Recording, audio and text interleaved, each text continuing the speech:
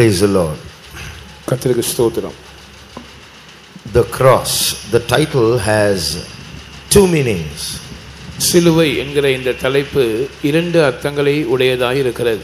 One, it represents the cross that Jesus carried and was crucified on, and secondly, it represents the crosses that we have to carry and be crucified on. முதலாவது இது இயேசு சுமந்ததும் அவர் சிலுவையில் அறையப்பட்டதுமான அந்த சிலுவையை குறிக்கிறது. இரண்டாவது நாம் சுமக்க வேண்டியதும் நாம் சிலுவையில் அறையப்பட வேண்டியதுமான சிலுவைகளை இது குறிக்கிறது. On the first day we focused on the cross that Jesus carried. முதலாம் நாளில் இயேசு சுமந்ததான சிலுவையின் மேல் நாம் கவனம் செலுத்தினோம். We explained from the pictures in the chart how the cross of Jesus Christ protects us and makes us one and offers us peace with God and so on. வரைபடத்தில் உள்ளதான இந்த படங்களின் அடிப்படையில் இயேசுவின் சிலுவை எப்படி நம்மை பாதுகாக்கிறது, எப்படி நம்மை ஒன்றாக்குகிறது, எப்படி நமக்கு தேவனோடு சமாதானத்தை கொடுக்கிறது என்பது போன்ற பல காரியங்களை நாம் தியானித்தோம். For those who have come only today, all the pictures were explained and exhausted on the first day itself. இன்றைக்கு புதிதாய் வந்திருக்கிறவர்களுடைய கவனத்துக்காக சொல்லுகிறோம். இங்கே இருக்கிறதான எல்லா வரைபடங்களும் விவரமாக முதலாம் நாளில் சொல்லப்பட்டது. I'll just briefly take you through a few things in a few minutes on what we saw yesterday. நேற்றைக்கு நாம் என்ன சிந்தித்தோம் என்பதை குறித்து சில நிமிடங்களில் நான் சுருக்கமாக உங்களுக்கு சொல்ல விரும்புகிறேன். Yesterday the sub theme was his cross and my cross. நேற்றைக்கு நம்முடைய உபதலைப்பு அவருடைய சிலுவையும் என்னுடைய சிலுவையும் என்பதாய் இருந்தது. That means learning some lessons from the cross that Jesus carried, we learn how to carry our crosses as well. அதாவது இயேசு தம்முடைய சிலுவையை எப்படி சுமந்தார் என்று அவருடைய சிலுவையிலிருந்து நாம் நம்முடைய சிலுவைகளை எப்படி சுமக்க வேண்டும் என்பதை பற்றிய சில பாடங்களை நாம் கற்றுக்கொண்டோம். We learned 7 lessons in particular. குறிப்பாக 7 பாடங்களை படித்தோம். I'll just explain in 2 lines each of those points for those who did not come yesterday. நேற்றைக்கு வராதவர்களுக்காக 2 வரிகளில் ஒவ்வொரு குறிப்பையும் நான் சொல்லுகிறேன். First was the plan of the cross. முதலாவது சிலுவையின் திட்டம். The cross of Jesus was pre-planned. இயேசுவின் சிலுவை முன்கூட்டியே திட்டமிடப்பட்டதாய் இருந்தது. In the same way, our crosses are also pre-planned. What is happening in your life is not an accident. அதே போல நம்முடைய சிலுவையும் திட்டமிடப்பட்டதாக இருக்கிறது. நம்முடைய வாழ்க்கையில் நடக்கிறவைகள் அது எதேச்சையாக தற்செயலாக நடப்பது அல்ல. Jesus was given a literal wooden cross to carry. இயேசு சுமக்கும்படியாக அவருக்கு ஒரு எழுத்தின்படியான மரத்திலான சிலுவை கொடுக்கப்பட்டது. But we are not given wooden crosses to carry. Our crosses are God sent or God permitted difficulties or trials that in our life. ஆனால் நாம் சுமக்கும்படியாக நமக்கு எழுத்தின்படியான மர சிலுவைகள் கொடுக்கப்படவில்லை. நம்முடைய சிலுவை என்று சொல்லும்போது ஒன்று தேவனால் அனுப்பப்பட்ட அல்லது தேவனால் அனுமதிக்கப்பட்ட சோதனைகள், பரீட்சைகள், நாம் கடந்து போகிற பிரச்சனைகள், பாடுகள் இவைகள் ஆயிருக்கிறது. So whatever problem you are going on right now in your life, in your family, that is your cross, and that has been planned by God. Either God permitted or God sent. எனவே இப்பொழுது நீங்கள் உங்கள் குடும்பத்தில் அல்லது உங்கள் தனிப்பட்ட வாழ்க்கையில் கடந்து போய் கொண்டிருக்கிறதான சோதனைகளோ பிரச்சனைகளோ அது உங்களுடைய ஜீவியத்தில் தேவனால் அனுப்பப்பட்ட அல்லது தேவனால் அனுமதிக்கப்பட்ட சிலுவையாக இருக்கிறது. Secondly, the timing of the cross. இரண்டாவது சிலுவைக்கான குறிக்கப்பட்ட நேரம். God's cross for Jesus was not only planned, it was timed. தேவன் பிதாவாகிய தேவன் இயேசுவுக்காக ஒரு சிலுவையை திட்டமிட்டது மாத்திரமல்ல, குறித்த நேரத்தில் அதை திட்டமிட்டிருந்தார். The crucifixion or death by crucifixion was during the Roman Empire, not before that. சிலுவையில் அறையப்பட்டு இயேசு மரித்ததான அந்த சிலுவையில் அறையப்படுதல் ரோம சாம்ராஜ்யத்தின் போது காணப்பட்ட ஒரு நடைமுறையா இருந்தது. அதற்கு முன்னே அப்படி இருக்கவில்லை. So Jesus' birth was timed so that he might be born during the Roman Empire to be crucified. எனவே இயேசுவின் பிறப்பும் கூட அதற்கான குறித்த நேரம் குறிக்கப்பட்டிருந்தது. இந்த ரோம சாம்ராஜ்யம் ஆட்சியில் இருக்கும்போது அவர் பிறந்து அந்த நாட்களில் அவர் சிலுவையில் அறையப்பட வேண்டும் என்று பிதா அந்த நேரத்தை குறித்திருந்தார். In the same way, our crosses have been timed by God.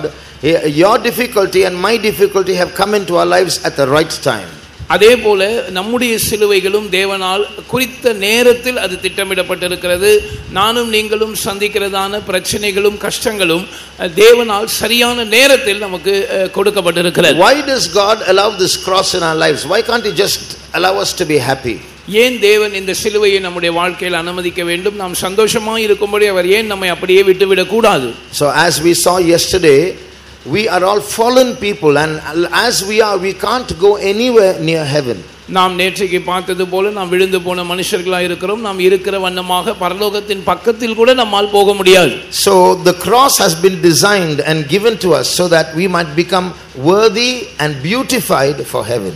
நாம் பரலோகத்துக்கு தகுதியாக்கப்படும்படியாக, பரலோகத்தின் அழகு நமக்குள் மெருகேற்றப்படும்படியாக நமக்கு ஒரு சிலுவை கொடுக்கப்பட்டிருக்கிறது. Thirdly, the pain of the cross. மூன்றாவது சிலுவையின் வேதனை. When Jesus suffered pain, his medicine was you and me. The Bible says in Hebrews 12:1 and 2, he thought of you and he thought of me and endured the cross. இயேசு சிலுவையில் வேதனையை சகிக்கும்போது அவர் என்னையும் உங்களையும் நினைத்தார், நாமே அவருடைய மருந்தாக இருந்தோம் என்று எபிரேயர் 12ஆம் அதிகாரம் முதல் 2 வசனங்கள் நமக்கு சொல்லுகிறது. So when we enter into a relationship with Jesus, இயேசுவோடு ஒரு உறவுக்குள் நாம் பிரவேசிக்கும் பொழுது, he loved us already, therefore thinking of us he took the pain.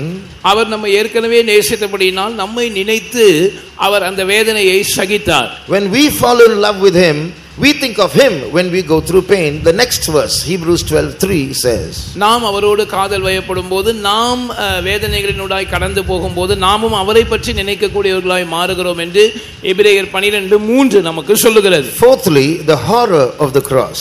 நான்காவது சிலுவையின் பயங்கரம். That means what we just see with our physical eyes is just one part of it. Behind the scenes, what normal eyes cannot see, there were demons surrounding the cross.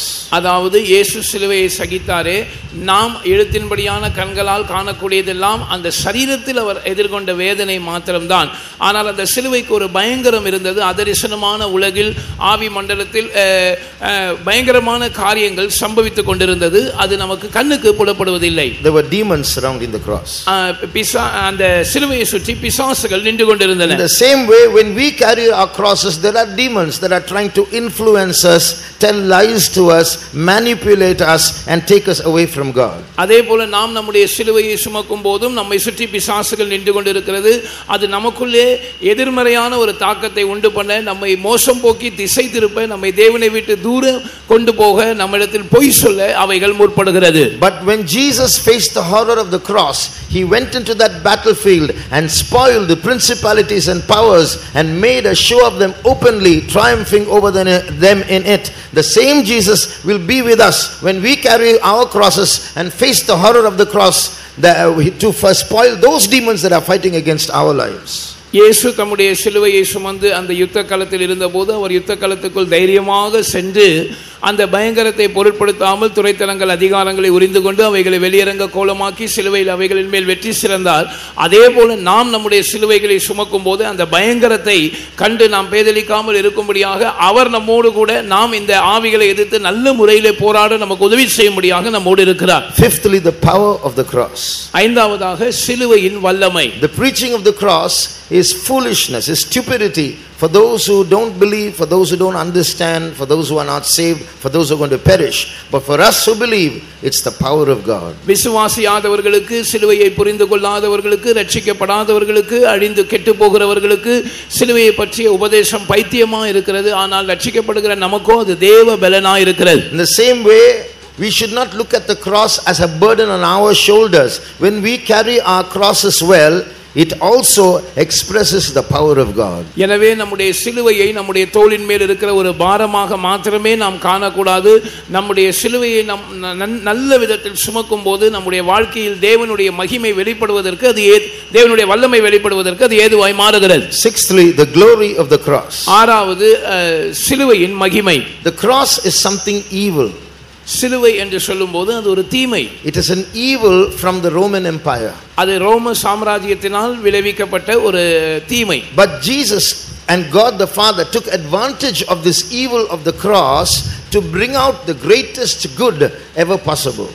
ஆனால் இருப்பதிலேயே நடைபெற்றதிலேயே மிகப்பெரிய நன்மையை பிதாவாகிய தேவனும் இயேசுவும் இந்த தீமையிலிருந்து தோற்றுவித்தார்கள்.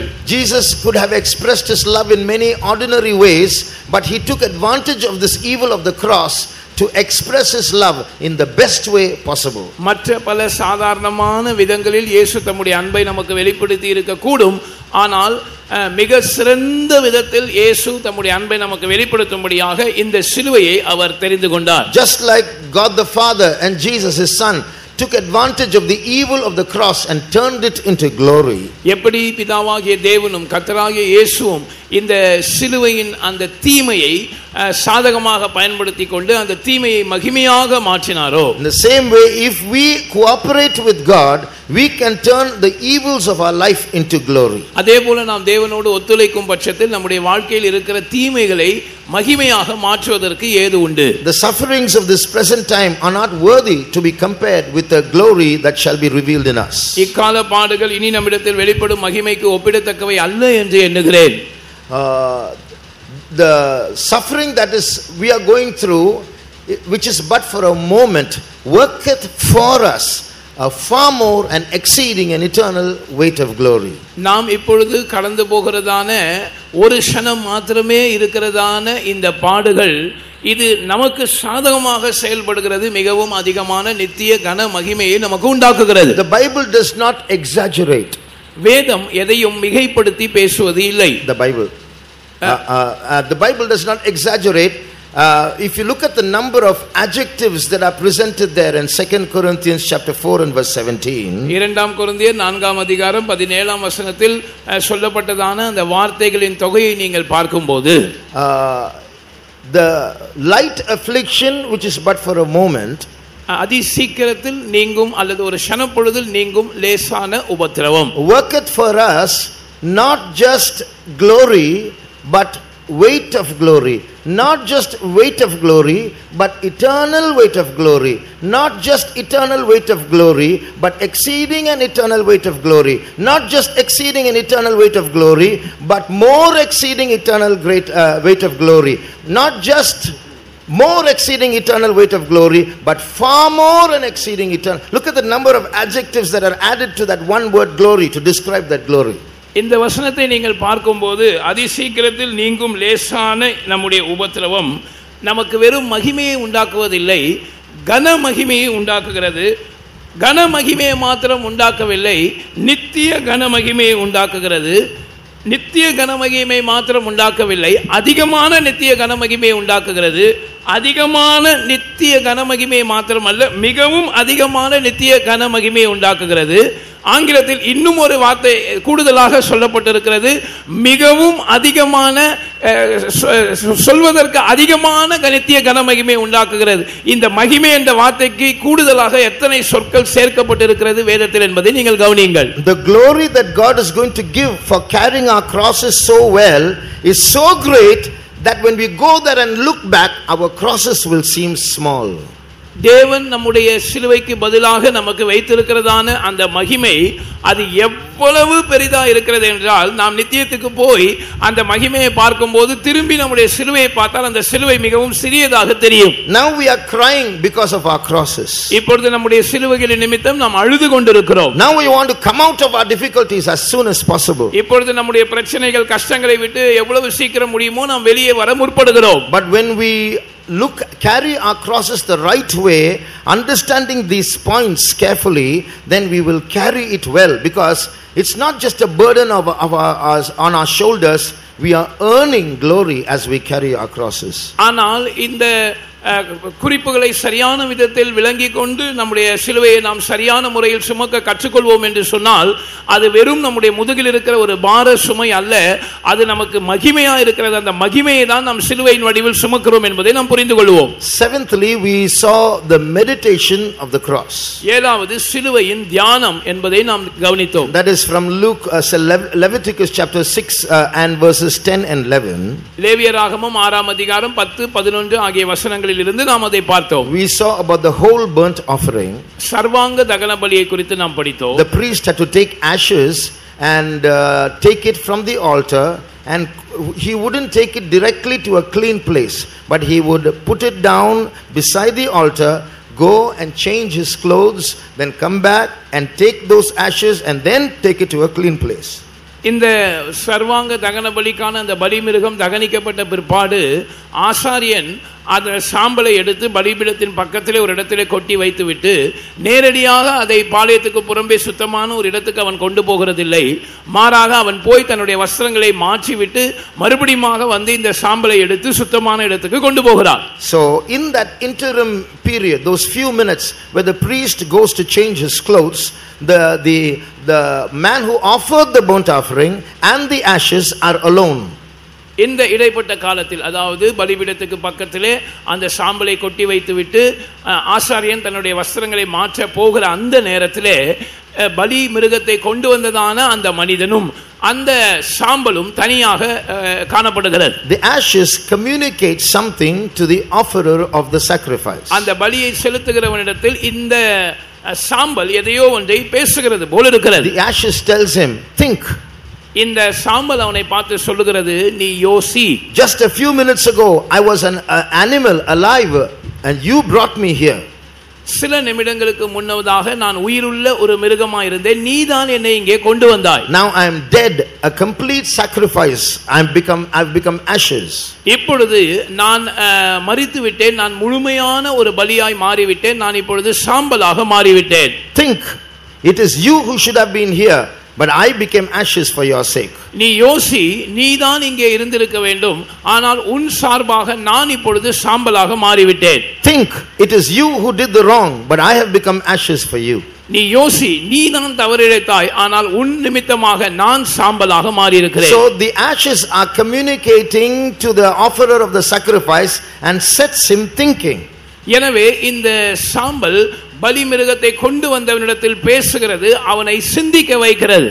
So when we meditate on the cross, on Jesus who on the cross became ashes for us, a complete sacrifice for us. நாம் இயேசுவை தியானிக்கும் போது, அதாவது சிலுவையில் நமக்காக பலியாக மாறி பூரணமான ஒரு பலியாக அல்லது சாம்பலாக மாற்றப்பட்ட அவரை நாம் தியானிக்கும் போது, Jesus is asking us to think of his sacrifice. இயேசு நம்மை பார்த்து நீ என்னுடைய பலியை பற்றி சிந்திக்க வேண்டும் என்று சொல்லுகிறார். And he is also telling us, just like I became a complete sacrifice, ashes for your sake, you also live the crucified life. You become ashes and join me in this journey to the clean place, namely heaven, New Jerusalem and Zion. இயேசு நம்மை பார்த்து என்ன சொல்ல வருகிறார்? உன் நிமித்தமாக நான் சிலுவையில் அறையப்பட்டு ஒரு பூர்ணமான பலியாய் மாறி சாம்பலாக மாறினது போல என்னோடு கூட நீயும் சிலுவையில் அறையப்பட்ட வாழ்க்கையை வாழ்ந்து நீயும் பூர்ணமான ஒரு பலியாக மாறி நீயும் என்னோடு கூட அந்த சுத்தமான இடத்துக்கு, அதாவது பரலோகத்துக்கு வந்து சேர வேண்டும் என்று சொல்லுகிறார். So this is what we saw in the first 2 days. Now we are going to move to today's topic, namely the crucified life. இதுவரையில் நாம் இரண்டு நாட்கள் சிந்தித்திருக்கிறோம். இப்பொழுது இன்றைய உபதலைப்பாகிய சிலுவையில் அறையப்பட்ட வாழ்க்கை என்கிற விஷயத்தின் கீழ் இந்த வேத பாடத்தை நாம் சிந்திப்போம். For our key verse, let's read from Song of Solomon chapter 2 and verse 14. நம்முடைய ஆரம்ப வசனமாக உன்னத பாட்டு 2ஆம் அதிகாரம் 14ஆம் வசனத்தை நாம் கவனிப்போம். கன்மலையின் வெடிப்புகளிலும் சிகரங்களின் மறைவிடங்களிலும் தங்குகிற என் புறாவே, உன் முகரூபத்தை எனக்கு காண்பி, உன் சத்தத்தை நான் கேட்கட்டும், உன் சத்தம் இன்பமும் உன் முகரூபம் அழகுமாயிருக்கிறது என்றார். O my dove that art in the clefts of the rock, in the secret places of the stairs, let me see thy countenance, let me hear thy voice, for sweet is thy voice and thy countenance is comely. We are all going through difficult times in our life. நாம் எல்லாருமே வாழ்க்கையில் கடினமான சூழ்நிலைகளின் வழியாய் கடந்து போய் கொண்டிருக்கிறோம். If anyone here is not going through any difficulty, it's just a break time between two trials. இங்கே இருக்கிற யாராகிலும் நான் இப்பொழுது எந்த கஷ்டத்தையும் அனுபவிக்கவில்லை என்று சொல்வீர்கள் என்றால், இரண்டு கஷ்டங்களுக்கு இடையே அது ஒரு இடைவெளியாக மாத்திரமே இருக்கிறது என்பதை நீங்கள் நினைவில் கொள்ளுங்கள். When these problems come, as we heard just now, they are not there by accident. They are permitted by God to make us better, to make us more beautiful, to qualify us for that clean place, that holy place called heaven. நாம் இப்பொழுது கேட்டது போல இந்த கஷ்டங்கள் வரும்போது அது தற்செயலாக வருபவை அல்ல, அது தேவனால் அனுப்பப்படுகிறது அல்லது அனுமதிக்கப்படுகிறது. அது நம்ம இன்னும் சிறந்தவர்களாக மாற்றும்படியாக, நம்மை அழகில் மெருகேற்றி அந்த சுத்தமான இடமாகிய பரலோகத்துக்கு நம்மை தகுதிப்படுத்தும்படியாக அவைகள் அனுப்பப்படுகிறது. Unfortunately, many of us don't know how to handle these problems that we face in life. துரதிர்ஷ்டவசமாக நாம் வாழ்க்கையில் எதிர்கொள்ளுகிறதான பிரச்சனைகளை எப்படி சமாளிப்பது, எப்படி அதை எதிர்கொள்வது என்பதை நம்மில் பலரும் அறியாமல் இருக்கிறோம். This flesh doesn't like pain, it only wants to be jolly and happy all the time. இந்த மாம்சம் இதுக்கு வலி என்பது பிடிக்கவே பிடிக்காது, எப்பொழுதும் சந்தோஷமாக மகிழ்ச்சியாக இருப்பதையே அது விரும்பும். So when we go through difficulties, we are quick to question God. Didn't God tell us that we'll have a peace that no man can give? Why is he allowing all these things? நாம் கடினமான பாதைகளினூடாய் போகும்போது நாம் ஆண்டவரை கேள்வி கேட்க மிகவும் துரிதமாக விளைகிறோம். அதாவது உலகம் கொடுக்கக்கூடாத சமாதானத்தை நான் உங்களுக்கு கொடுப்பேன் என்று ஆண்டவர் வாக்குத்தத்தம் பண்ணவில்லையா, அப்பொழுது ஏன் இந்த கஷ்டங்களை எல்லாம் அவர் அனுமதிக்கிறார் என்று கேட்கிறோம். So if we don't use these problems properly, maybe we can get deliverance, but we won't grow. இந்த பிரச்சனைகளை நாம் சரியாக பயன்படுத்தி கொள்ளாத பட்சத்தில் ஒருவேளை நமக்கு ஒரு விடுதலை கிடைத்து விடலாம், ஆனால் நமக்கு ஒரு வளர்ச்சி கிடைக்காது. We can testify, I had a big problem in my office, but God solved it for me. Good. But why did God allow it in the first place? Did you use it to grow? Have you become a more beautiful person in your character? ஒருவேளை நீங்கள் இப்படி சாட்சி கூட சொல்லலாம், என்னுடைய அலுவலகத்தில் எனக்கு மிகப்பெரிய ஒரு பிரச்சனை உண்டாயிருந்தது, ஆனால் எனக்காக தேவன் அந்த பிரச்சனையை பரிகரித்தார். நல்லதுதான். ஆனால் ஆரம்ப விஷயத்தில் நாம் சிந்திக்க வேண்டியது, தேவன் ஏன் அதை முதலாவது நமக்கு அனுமதிக்க வேண்டும்? நாம் அதன் மூலமாக அதை பயன்படுத்தி வளர்ந்தோமா, இன்னும் சிறந்த நபராக மாற்றப்பட்டோமா? So today we are going to go through a course on how to handle our problems. That means when God gives us those problems, they become our crosses. How do we remain crucified, or how do we allow ourselves to get crucified well? இன்றைக்கு நாம் படிக்க போகிற விஷயம் என்னவென்று சொன்னால், பிரச்சனைகளை தேவன் நமக்கு ஒரு சிலுவையாக அனுமதிக்கும் போது நாம் அந்த சிலுவையில் தொடர்ந்து அறையப்பட்டவர்களாக நிலைத்திருப்பது எப்படி, அல்லது நம்மை சிலுவையில் அறையப்பட ஒப்பு கொடுப்பது எப்படி என்பதை படிப்படியாக நாம் படிக்க போகிறோம். We are going to listen to some hard, cruel, violent stuff today. இன்றைக்கு சில கடினமான, கொடூரமான, வன்முறை நிறைந்த காரியங்களை நாம் கேட்க போகிறோம். So we have to listen carefully, but there is a condition. நாம் இதை மிகவும் கவனமாய் கேட்க வேண்டும், ஆனால் ஒரு நிபந்தனையும் இருக்கிறது. We have to love Jesus.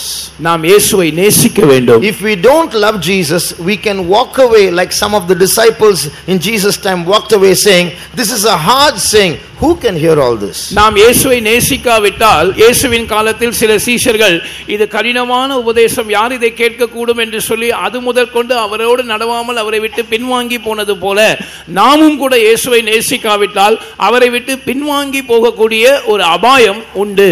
What we are going to hear today, some may not understand.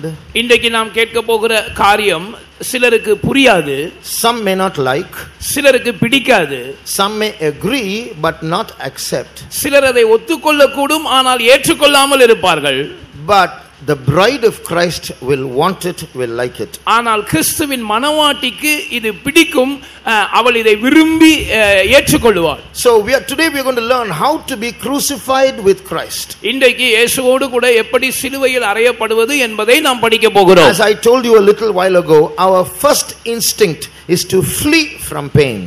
நான் உங்களுக்கு சற்று முன்னமே சொன்னது போல, நமக்குள்ளிருந்து எழும்புகிற முதல் உள்ளுணர்வு என்னவென்றால், வேதனையை தவிர்த்து அதை விட்டு விலகி ஓட வேண்டும். That is why when we face a problem, whether it's at home or whether it's internal or whether it's connected with our neighbors or workplace or college, whatever it is, because our first instinct is to flee from pain, our first instinct is to look for solutions for deliverance. அது வீட்டில் இருக்கிற பிரச்சனைகள், அல்லது நமக்குள்ளே இருக்கிற பிரச்சனைகள், அல்லது வெளி உலகத்தை, நம்முடைய நண்பர்கள், வேலை ஸ்தலத்தில் இருக்கிறவர்கள், அலுவலகத்தில் இருக்கிறவர்கள், கல்லூரிகளில் இருக்கிறவர்கள், இப்படிப்பட்டவர்களோடு இருக்கிற பிரச்சனைகள் எதுவானாலும் பிரச்சனைகளை தவிர்ப்பது தான் நம்முடைய முதல் இயல்பாக இருக்கிறபடினால், அதோடு சேர்த்து பிரச்சனைகளுக்கான பரிகாரம் என்னவென்று தேடுவது தான் நம்முடைய முதல் இயல்பாக இருக்கிறது. So instead of learning how to use these problems to progress in spiritual life, to grow in character, to become more Christ-like, we look for deliverance, we look for sympathy, we look for comfort, and then we ask questions, who is there for me? Those early people, they used to comfort me. Now nobody is there whom I knew, and so on. எனவே இந்த சோதனைகள் அல்லது பிரச்சனைகளை நம்முடைய ஆவிக்குரிய வாழ்க்கையில் முன்னேறுவதற்கு வாய்க்கால்களாக பயன்படுத்துவதற்கு பதிலாக, கிறிஸ்துவின் சுபாவத்தில் நாம் வளர்வதற்கு பதிலாக, ஆவிக்குரிய வாழ்க்கையில் வளர்வதற்கு பதிலாக நாம் சுய அனுதாபத்தில் மூழ்கி எனக்காக பரிதாபப்பட யார் இருக்கிறார்கள், என்னை விசாரிக்க யார் இருக்கிறார்கள், என்னை புரிந்து கொள்ள யார் இருக்கிறார்கள், ஆரம்ப காலகட்டத்தில் இருந்த பரிசுத்தவான்கள் எல்லாம் என்னை அதிகமாய் விசாரித்தார்கள் என்றெல்லாம் நாம் சொல்ல ஆரம்பிக்கிறோம். Yesterday we heard from Luke chapter 9 and verse 23. லூக்கா 9:23 இலிருந்து நேற்றைக்கு நாம் கவனித்தோம். That we must willingly take up our crosses and follow him. நாம் மனப்பூர்வமாக நம்முடைய சிலுவையை எடுத்துக்கொண்டு அவரை பின்பற்ற வேண்டும் என்று கேட்டோம். So that word, we must willingly take up our crosses, implies that we should not be in a hurry for deliverance. Learn to use those problems. Take up your crosses. மனப்பூர்வமாய் நம்முடைய சிலுவையை எடுத்துக்கொள்ள வேண்டும் என்கிற அந்த பதம் நாம் நம்முடைய பிரச்சனைகளின் மத்தியில் தீர்வுகளை துரிதமாக நாடக்கூடாது, அந்த சிலுவையை சுமக்க நாம் படிக்க வேண்டும் என்பதை அது காட்டுகிறது. By carrying our crosses and by being crucified, நம்முடைய சிலுவையை சுமப்பதின் மூலமாகவும் சிலுவையில் அறையப்படுவதன் மூலமாகவும் two things happen in our life. இரண்டு காரியங்கள் நம்முடைய வாழ்க்கையில் சம்பவிக்கிறது. One is we have an old personality, that is you. I have an old personality, that is me. That stinking fallen personality, when we are crucified and when we carry our crosses, it dies. எனக்கும் உங்களுக்கும் ஒரு விழுந்து போன நாற்றம் எடுக்கிற ஆளுமை இருக்கிறது. அதுதான் அந்த பழைய மனுஷன் என்று அழைக்கப்படுகிறான். அது உங்களை பொறுத்தளவில் நீங்கள் தான் அது, என்னை பொறுத்தளவில் நான் தான் அது. நாம் நம்முடைய சிலுவையை சுமக்க, சிலுவையில் அறையப்பட நன்றாக அதை செய்ய கற்றுக்கொள்ளும் போது அந்த பழைய விழுந்து போன நாற்றமெடுத்த அந்த ஆளுமைக்கு ஒரு மரணம் உண்டாகிறது. At the same time, a new personality in the image of Jesus, in the character of Jesus, is nurtured, is brought up when we live that crucified life. அந்த சிலுவையில் அறையப்பட்ட வாழ்க்கையை நாம் வாழும்போது இரண்டாவதாக சம்பவிக்கிறது என்னவென்று சொன்னால், ஒரு புதிய ஆளுமை, இயேசுவின் சாயலில் இயேசுவின் சுபாவத்தில் இருக்கிற அந்த புதிய ஆளுமை நமக்குள் வளர ஆரம்பிக்கிறது. Just now we had a recap of what we saw yesterday about how we have to become ashes in the crucified life, enter into the ashes of Christ, and the ashes of Christ will take us to the clean place, namely to heaven. இப்பொழுது சற்று முன்னமே நேற்றைக்கு கவனித்த விஷயத்தை நான் உங்களுக்கு சொன்னேன். சிலுவையில் அறையப்பட்ட அந்த வாழ்க்கையை நாம் பயிற்சி செய்யும் போது நாமும் சாம்பலாக மாறுகிறோம், இயேசுவின் சாம்பலோடு இணைந்து கொள்கிறோம். அந்த சாம்பல் சுத்தமான இடமாகிய பரலோகத்துக்கு கொண்டு செல்லப்படுகிறது. This crucified life is not about, going every morning to the cross, meditating and shedding a tear and coming back. இந்த சிலுவையில் அறையப்பட்ட வாழ்க்கை என்பது காலையிலே ஒரு சடங்காச்சாரமாக ஒரு பழக்கத்தின்படி சிலுவை அண்டைக்கு ஒரு நிமிடம் போய் ஒரு நிமிடம் சிலுவையை தியானித்து ஒரு சொட்டு கண்ணீர் விட்டு திரும்பி வந்து விடுவது அல்ல. For many years I had this experience of meditating on the cross early in the morning, and I still have it. பல ஆண்டுகளாக அதிகாலையிலே சிலுவையை தியானிக்கிற பழக்கம் எனக்கு இருந்தது, இப்பொழுதும் இருக்கிறது. But Jesus is saying, now you have to go to the next level. Don't just come to the cross in the morning, meditate on Calvary for a minute and shed a teardrop and then come away and live your own life. You have to come and get crucified with me. இப்பொழுது ஆண்டவர் என்னை அடுத்த கட்டத்துக்கு கொண்டு போவது போல் இருக்கிறது. அதாவது அதிகாலையிலே ஒரு நிமிடத்துக்கு மாத்திரம் சிலுவையை தியானித்து ஒரு சொட்டு கண்ணீர் விட்டு திரும்பி வந்து உன்னுடைய பழைய வாழ்க்கையை வாழ்வது அல்ல. நீ சிலுவை அண்டைக்கு வந்து என்னை தியானிக்கும் போது அதோடு நின்று விடாமல் என்னோடு சேர்ந்து சிலுவையில் அறையப்பட்டு சிலுவையில் அறையப்பட்ட நிலையிலேயே உன் வாழ்க்கையை வாழ வேண்டும் என்று அவர் சொல்லுகிறார். So I don't just go there and look at the cross and say poor Jesus and cry and come back. The crucified life becomes my lifestyle. எனவே இப்பொழுது நான் அதிகாலையில் சிலுவையை தியானிக்கும் போது இயேசுவின் பாடுகளை தியானித்து ஐயோ பாவம் என்று இயேசுவின் மேல் பரிதாபப்பட்டு ஒரு சொட்டு கண்ணீர் விட்டு திரும்பி வருகிறதில்லை. அந்த சிலுவையில் அறையப்பட்ட வாழ்க்கை என்னுடைய வாழ்க்கை முறையாகவே மாறிக்கொண்டிருக்கிறது. That means when I preach, I should be crucified and preach. அதாவது நான் பிரசங்கம் பண்ணும்போது நான் சிலுவையில் அறையப்பட்டவனாய் பிரசங்கம் பண்ண வேண்டும். When you listen, you should be crucified and listen. நீங்கள் கேட்கும்போது சிலுவையில் அறையப்பட்டவர்களாய் நீங்கள் கேட்க வேண்டும். When you walk, when you talk, when you eat, when you sleep, when you go, when you think, when you do your work, you have to be crucified. நீங்கள் உணவு அருந்தும் போதும், நீங்கள் பேசும் போதும், நீங்கள் நடக்கும் போதும், நீங்கள் தூங்கும் போதும், நீங்கள் யோசிக்கும் போதும், உங்களுடைய அன்றாட வேலைகளை கடமைகளை செய்யும் போதும் சிலுவையில் அறையப்பட்ட நிலையிலேயே நீங்கள் எல்லாவற்றையும் செய்ய வேண்டும். It's difficult. அது கொஞ்சம் கஷ்டம்தான். In our minds we forget the cross very easily. We forget that we have to be crucified, and we come down from the cross and we start living our own lives again. நம்முடைய மனதில் சிலுவையை எளிதில் நாம் மறந்து விடுகிறோம். நாம் சிலுவையில் அறையப்பட்டவர்களாய் இருக்க வேண்டும் என்பதை மறந்து விடுகிறோம். எனவே நம்முடைய சிலுவையை சுமந்து சிலுவையில் அறையப்படுவதை தவிர்த்துவிட்டு நாம் எளிதாக நம்முடைய பழைய வாழ்க்கைக்கு திரும்பி விடுகிறோம். That is why Luke 9:23 says you must take up your cross daily. Of course you will forget, that's human nature, but don't get discouraged. Take the cross and follow him. எனவேதான் நீங்கள் அனுதினமும் உங்களுடைய சிலுவையை எடுக்க வேண்டும் என்று வேதம் சொல்லுகிறது. மறப்பது என்பது மனித இயல்பு. எனவே அதை குறித்து நீங்கள் சோர்ந்து போகக்கூடாது.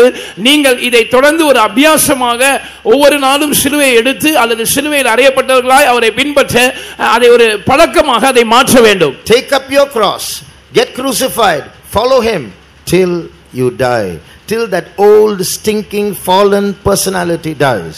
நீங்கள் மரிக்கும் வரைக்கும், அதாவது உங்களுடைய அந்த பழைய விழுந்து போன நாற்றமெடுத்த அந்த பழைய மனுஷன் என்கிற அந்த பழைய பர்சனாலிட்டி, பழைய ஆளுமைக்கு முற்றிலும் ஒரு மரணம் உண்டாகிற வரைக்கும் நீங்கள் அனுதினமும் சிலுவையை எடுத்துக்கொண்டு அவரை பின்பற்றுங்கள். The truth is, although I am a stinking fallen personality, that old man called Teju, I love him. உண்மை என்னவென்றால் என்னுடைய அந்த பழைய மனுஷன் அல்லது பழைய ஆளுமை அது விழுந்து போனதாக நாற்றம் பிடித்ததாக இருந்தாலும் கூட அதுதான் தேஜு. எனக்கு தேஜுவை ரொம்ப பிடிக்கும்.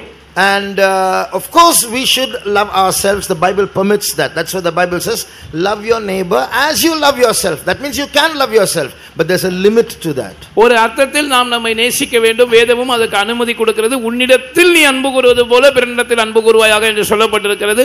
அப்ப நாம் நம்மை நேசிக்க வேண்டும். ஆனால் அதற்கு ஒரு வரையறை இருக்கிறது. I love myself. That's why I'm not committing suicide. I don't want to go to hell. I want to go to heaven. I want to get close to Jesus. So that in that way I can love myself. உதாரணமாக நான் ஏன் தற்கொலை செய்கிறதில்லை, நான் தற்கொலை செய்து நரகத்தில் போய் முடிவடைந்து விடக்கூடாது, நான் இயேசுவோடு நெருங்கி பரலோகத்துக்கு போக வேண்டும், எனவே நான் தற்கொலை செய்து கொள்கிறதில்லை. அந்த அர்த்தத்தில் நான் என்னை நேசிக்கிறேன். But there is a wrong way in which we all love ourselves, in which I love ourselves. There I have to learn to hate myself. ஆனால் ஒரு தவறான விதத்தில் நாம் நம்மை நேசிக்கிறோம். எல்லாருக்கும் இந்த அனுபவம் உண்டு. அந்த தவறான அன்பில் நாம் நம்மை நேசிப்பதை நாம் தவிர்க்க வேண்டும். அந்த விதத்தில் நாம் நம்மை வெறுக்க வேண்டும். So Jesus will take us through a series of problems in our lives so that we who love ourselves in the wrong way might learn to hate ourselves. நாம் தவறான விதத்தில் நம்மை நேசிக்கிறதை விட்டுவிட்டு நாம் நம்மை வெறுக்க கற்றுக்கொள்ளும்படியாக இயேசு சில பிரச்சனைகளை சிலுவைகளாக நம்முடைய வாழ்க்கையில் அனுமதிக்கிறார். We had a pastor called Pastor Don. நமக்கு பாஸ்டர் டான் என்று ஒரு பாஸ்டர் இருந்தார். When he was a youngster, அவர் ஒரு வாலிபனா இருந்தபோது, when he came to know Jesus personally, இயேசுவை அவர் தனிப்பட்ட விதத்தில் அறிந்து கொண்டபோது, there was a dissatisfaction in his life. அவருடைய வாழ்க்கையில் ஒரு அதிருப்தி உண்டாயிருந்தது. He knew Jesus, he read the Bible, he went to church, he loved Jesus, but there was something that he wanted a little more.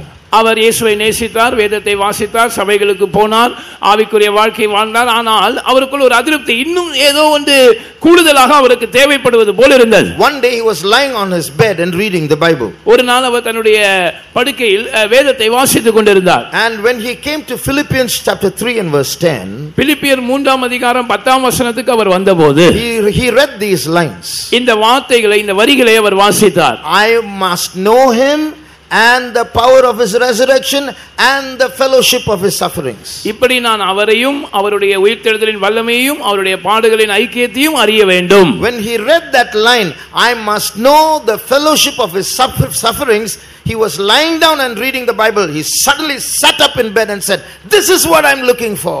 அவர் அப்படி படுத்த வண்ணமாக வேதத்தை வாசித்துக் கொண்டிருந்தார். ஆனால் நான் அவருடைய பாடுகளின் ஐக்கியத்தை அறிய வேண்டும் என்ற வார்த்தையை அவர் வாசித்தவுடன் அவர் அப்படியே எழுந்து உட்கார்ந்து விட்டு, இதுதான் எனக்கு வேண்டும், இதைதான் நான் தேடிக்கொண்டிருந்தேன் என்று சொன்னார். So he was looking for suffering for Jesus, and that's what till he had that, there was dissatisfaction in him. அவர் இயேசுவுக்காக பாடுபடுவதை எதிர்பார்த்து கொண்டிருந்தார். அந்த அனுபவம் அவருக்கு கிடைக்கும் வரைக்கும் அவருக்குள்ள ஒரு அதிருப்தியே நிலவினது. He said, this is what I want, but for us that's what we don't want. அவர் இதுதான் எனக்கு வேண்டும் என்று சொன்னார். ஆனால் நாம் என்ன சொல்கிறோம்? இது எனக்கு வேண்டவே வேண்டாம். But the Bible says, unless a corn of wheat falls into the ground and dies, it abides alone. கோதுமை மணி நிலத்தில் விழுந்து சாகாவிட்டால் அது தனித்திருக்கும் என்று வேதம் சொல்லுகிறது. What is the meaning of that? Abides alone. அது தனித்திருக்கும் என்று சொன்னால் என்ன அர்த்தம்? No fruit on earth, wasted in eternity. அது எந்த பலனும் இல்லாமல் இந்த பூமியில் இருக்கும். இந்த பூமியிலும் அது உபயோகமற்றிருக்கும். நித்தியத்திலும் அது பயனற்றதாகவே போய்விடும். We can earn money, we can study well, we can go abroad, we can have a happy family, but what is the use of all that? It has no eternal value at all. நாம் ஒருவேளை நன்றாக படிக்கலாம், நன்றாக சம்பாதிக்கலாம், வெளிநாட்டுக்கு போய் கூட சம்பாதிக்கலாம், நமக்கு ஒரு நல்ல குடும்பம் உண்டா இருக்கலாம். ஆனால் இவை எல்லாவற்றினால் என்ன பயன்? இவை எதிலுமே, இந்த காரியங்கள் எதிலுமே நித்தியத்தினுடைய மதிப்பு இல்லையே. At the end of all that you have earned and achieved in life, you are going to enter into a Christless eternity, where there also you'll be abiding alone. Hell is a lonely place. நீங்கள் சம்பாதித்த, நீங்கள் சாதித்த எல்லாவற்றுக்கு மத்தியிலும் கூட நீங்கள் கிறிஸ்துவில் இல்லாத ஒரு நித்தியத்துக்கு கடந்து போவீர்கள். ஆனால் அங்கேயும் கூட நீங்கள் தனித்து தான் இருப்பீர்கள். உங்களுடைய வாழ்க்கை இங்கு வீணடிக்கப்பட்டு அங்கேயும் வீணாகவே போய்விடும். Hell is a lonely place. நரகம் ஒரு தனிமையான இடமாயிருக்கிறது. You might see your friends in hell, but you won't say hi or thank God you came, now I have some company. None of those feelings will be there in hell. You can have 100 friends whom you were with on earth. You can see all of them in hell. You will still be a lonely person. Each one of them will be lonely people. நீங்கள் ஒருவேளை நரகத்துக்கு செல்வீர்கள் என்றால், அங்கே உங்களுடைய இந்த பூமியிலே உங்களுக்கு நண்பராக இருந்த ஒருவர் அங்கே வருகிறார் என்று வைத்துக் கொள்ளுங்கள்.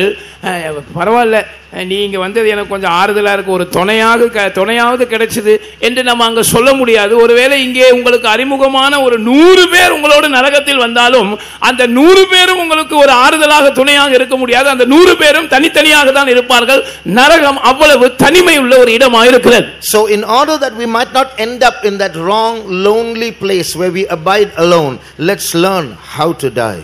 எனவே நாம் நித்தியத்தில் அந்த தனிமையான இடத்தில் தனித்திருக்கக்கூடிய உபயோகமற்ற ஒரு வாழ்க்கையை வாழாதபடிக்கு எப்படி செத்து போவது என்பதை நன்றாக கற்றுக்கொள்வோமாக. What is that learning to die? செத்து போவதை கற்றுக்கொள்ள வேண்டும் என்று சொல்வதின் அர்த்தம் என்ன? I live, yet not I, but Christ liveth in me. நான் பிழைத்திருக்கிறேன், ஆனாலும் நான் அல்ல, கிறிஸ்து என்னில் பிழைத்திருக்கிறார். So God wants to take our hands and take us through a journey where we die to our old personality and Christ is revealed in us. சுருக்கமாக சொன்னால், தேவன் நம்முடைய கரத்தை பிடித்து நம்மை ஒரு பயணத்தின் வழியாக கொண்டு செல்ல விரும்புகிறார். அங்கே நாம் ஒவ்வொரு நாளும் நம்முடைய பழைய பர்சனாலிட்டிக்கு, நம்முடைய விழுந்து போன அந்த ஆளுமைக்கு மரித்து கிறிஸ்து நம்மில் பிழைப்பதை கற்றுக்கொள்ளக்கூடிய ஒரு பயணத்தின் வழியாக அவர் நம்மை கொண்டு செல்ல விரும்புகிறார். பிரதர்ஸ் எல்லாம் கொஞ்சம் முன்னாடி வாங்க, கொஞ்சம் முன்னாடி வாங்க. இந்த கேப் எல்லாம் நிரப்பிங்க. பின்னாடி கொஞ்சம் இடம், கொஞ்சம் பேர் நிற்கிறாங்க வெளியில். சீக்கிரம் மற்றவரெல்லாம் கவனத்தை சிதறடிக்க இடம் கொடுக்க வேண்டாம். தெய்வ சமூகத்தில் இருப்போம்.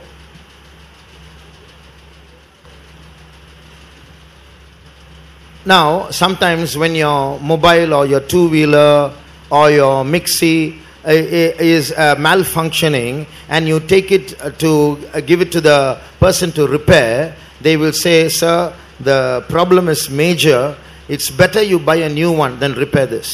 ஒருவேளை உங்களுடைய மொபைல் ஃபோன் அல்லது ஏதாவது ஒரு மின்னணு உபகரணம் பழுதடைந்து விட்டது என்று வைத்துக் கொள்ளுங்கள். நீங்கள் அதை சரி செய்யும்படியாக கொண்டு போகும்போது அந்த கடையில் இந்த பழுது மிகப்பெரிய ஒரு பழுதாக இருக்கிறது, இதை சரிப்படுத்துறதுக்கு ஆகிற செலவுக்கு நீங்கள் பேசாமல் புதுசாகவே ஒன்று வாங்கிடலாம் அப்படின்னு சொல்கிறாங்க. That is what God is telling us also.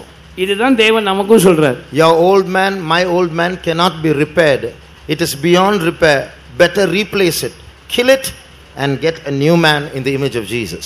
என்னுடைய பழைய மனுஷன் உங்களுடைய பழைய மனுஷன் அவனை சரிப்படுத்தவே முடியாது. அவன் சரிப்படுத்தப்படக்கூடியவன் அல்ல.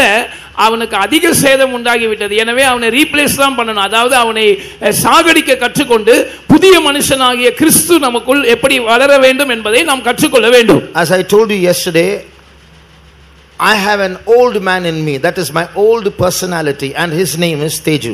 நேற்றைக்கு நான் உங்களுக்கு சொன்னது போல எனக்குள்ளே ஒரு பழைய மனுஷன் இருக்கிறான். அதுதான் என்னுடைய பழைய ஆளுமை, பழைய பர்சனாலிட்டி. அவனுடைய பெயர் தான் Teju. He is a stinking personality.